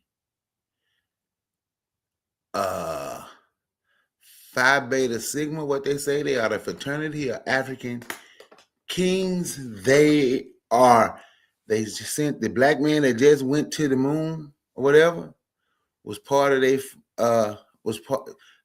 fraternity. A black man with a black wife and 4 beautiful black daughters, by the way. So I'm gonna shout that out, man. And you right, Lord of Slaughter, it best to stop at truck stops if you're in an area where there's a truck stop. On that note, man, that's it, man. And thanks for letting me speak. Bakari, before you go, and thanks for coming through. Real quick before you go, did you have any family from the South who had to leave the South and come to the North? Just real quick. I did had to leave, far as my knowledge, no. I'm trying to think and see. Well, my daddy's side, no. I think my mama's side had somebody that left, but like had a couple of people leave. But my daddy's side was a little different. And what I mean by a little different, as my mama would say, they could read, write, and count. And they wouldn't scare the white folks. So white folks couldn't take their land. So my dad's side family, they acquired like 4,000 acres of land. My mama's side of the family was a little bit different. All right. I appreciate that, Brother Bakari. Sister Cheryl, what would you like to shout out this week? No, just everybody on the panel. I feel like, this is a good panel. So just shout out to everybody. That was a great conversation. Appreciate that, Sister Cheryl. Shout out to you, your husband, your baby. So shout out to all of you, and thanks for being here as well. Black Seal, what would you like to shout out this week? Shout out the chimpanzee civil war that's going on in Uganda right now. It's a war for the Planet of the Apes going on right now, man. So apparently this troop of chimpanzees is broken up and now they're fighting each other. So apparently the CIA is backing one group of chips. So I've been following this with great interest. Every day we wake up, it's just more shit. So sometimes I like to find something positive. It's not something positive, just something to laugh at. But yeah, shout out to the chimpanzee civil war. I hope they come to a understanding and stop the violence. I saw a video where they were squaring off in some forest. I was like, wow, this is really happening.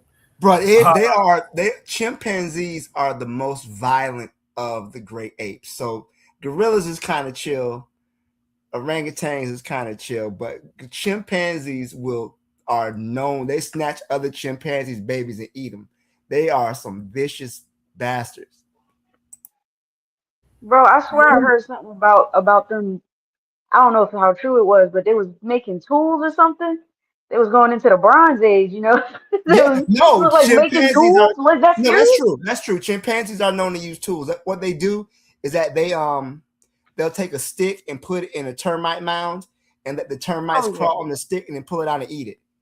I thought they were like using them against each other. Like they use rocks, they use sticks. So I don't know. They got to the point they're making spears now. We ain't talking about the Planet Apes. That's what I'm saying. Spears. Oh my God.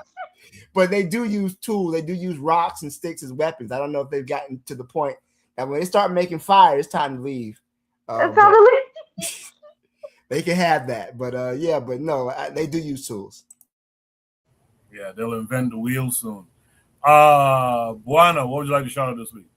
Yeah, shout out to my beautiful African American people. And this ain't frivolous to say this. You know, when I was in Kentucky, you know, I met one of the most beautiful women in the world. You know, I'm sorry I didn't get married to her, you know, and eventually that didn't work out. But, you know, the African Americans, when I was in America, showed me a whole lot of love. My frat brother to this day, you know, still texting me after more than 20 years being away, you know, out of the country, well, a long time being away in that scenario. We still email me and text me to this day. So shout out to my African American brothers. They showed me nothing but love when I was in the United States, and I have nothing but respect for my American people. I watch you all. I see you all you all are very unique, and I give you that. Your brothers and sisters are very unique, and I appreciate your stories. And now I have some. It's very good to have some understanding in terms of where people come from and their experiences and things of that nature. And I appreciate that very much. And it's nothing like getting an understanding in terms of coming where people coming from and their perspectives. And I understand your struggles, man. You know, just keep your head up and keep doing your thing, man. Much love to your brothers and sisters all the time, 100%. And I'll leave it there. Yeah, Buano will be broadcasting from his car next week. Shout out to all of you guys. Hey, Coco, you know it's election season, so all I hear is freaking music out here. That's all I hear in this goddamn music out here. But needless to say, I'll leave it. Yeah, man. So shout out to all of you guys on the panel tonight. Shout out to Lord of Slaughter. Lord of Slaughter contributed to the goal tonight, man. I appreciate that. He said the AES should use its wealth to hire scientists and engineers. So I do appreciate that. We'll be back next week. I might reach out to Jacadero to host next week. We'll see. But we'll be here next week, 8 p.m. Eastern Standard Time.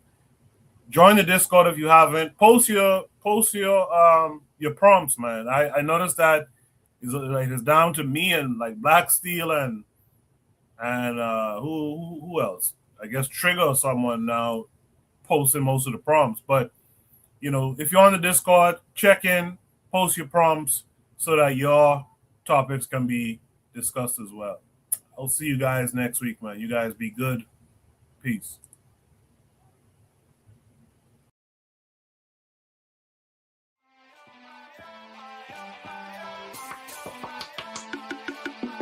Thanks for listening to the Bitter Medicine Podcast with your host, Koku. If you like what you just heard, we hope you pass along our web address, bittermedicineblogs.com, to your friends and colleagues, and share our show to all your social media.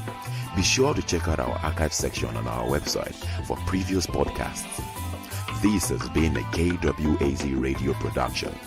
Join us next time for another session of the Bitter Medicine Podcast. Follow us on Facebook at Bitter Medicine Show, Twitter, Bitter Meds, Tumblr, Bitter Meds, Instagram, Bitter Medicine.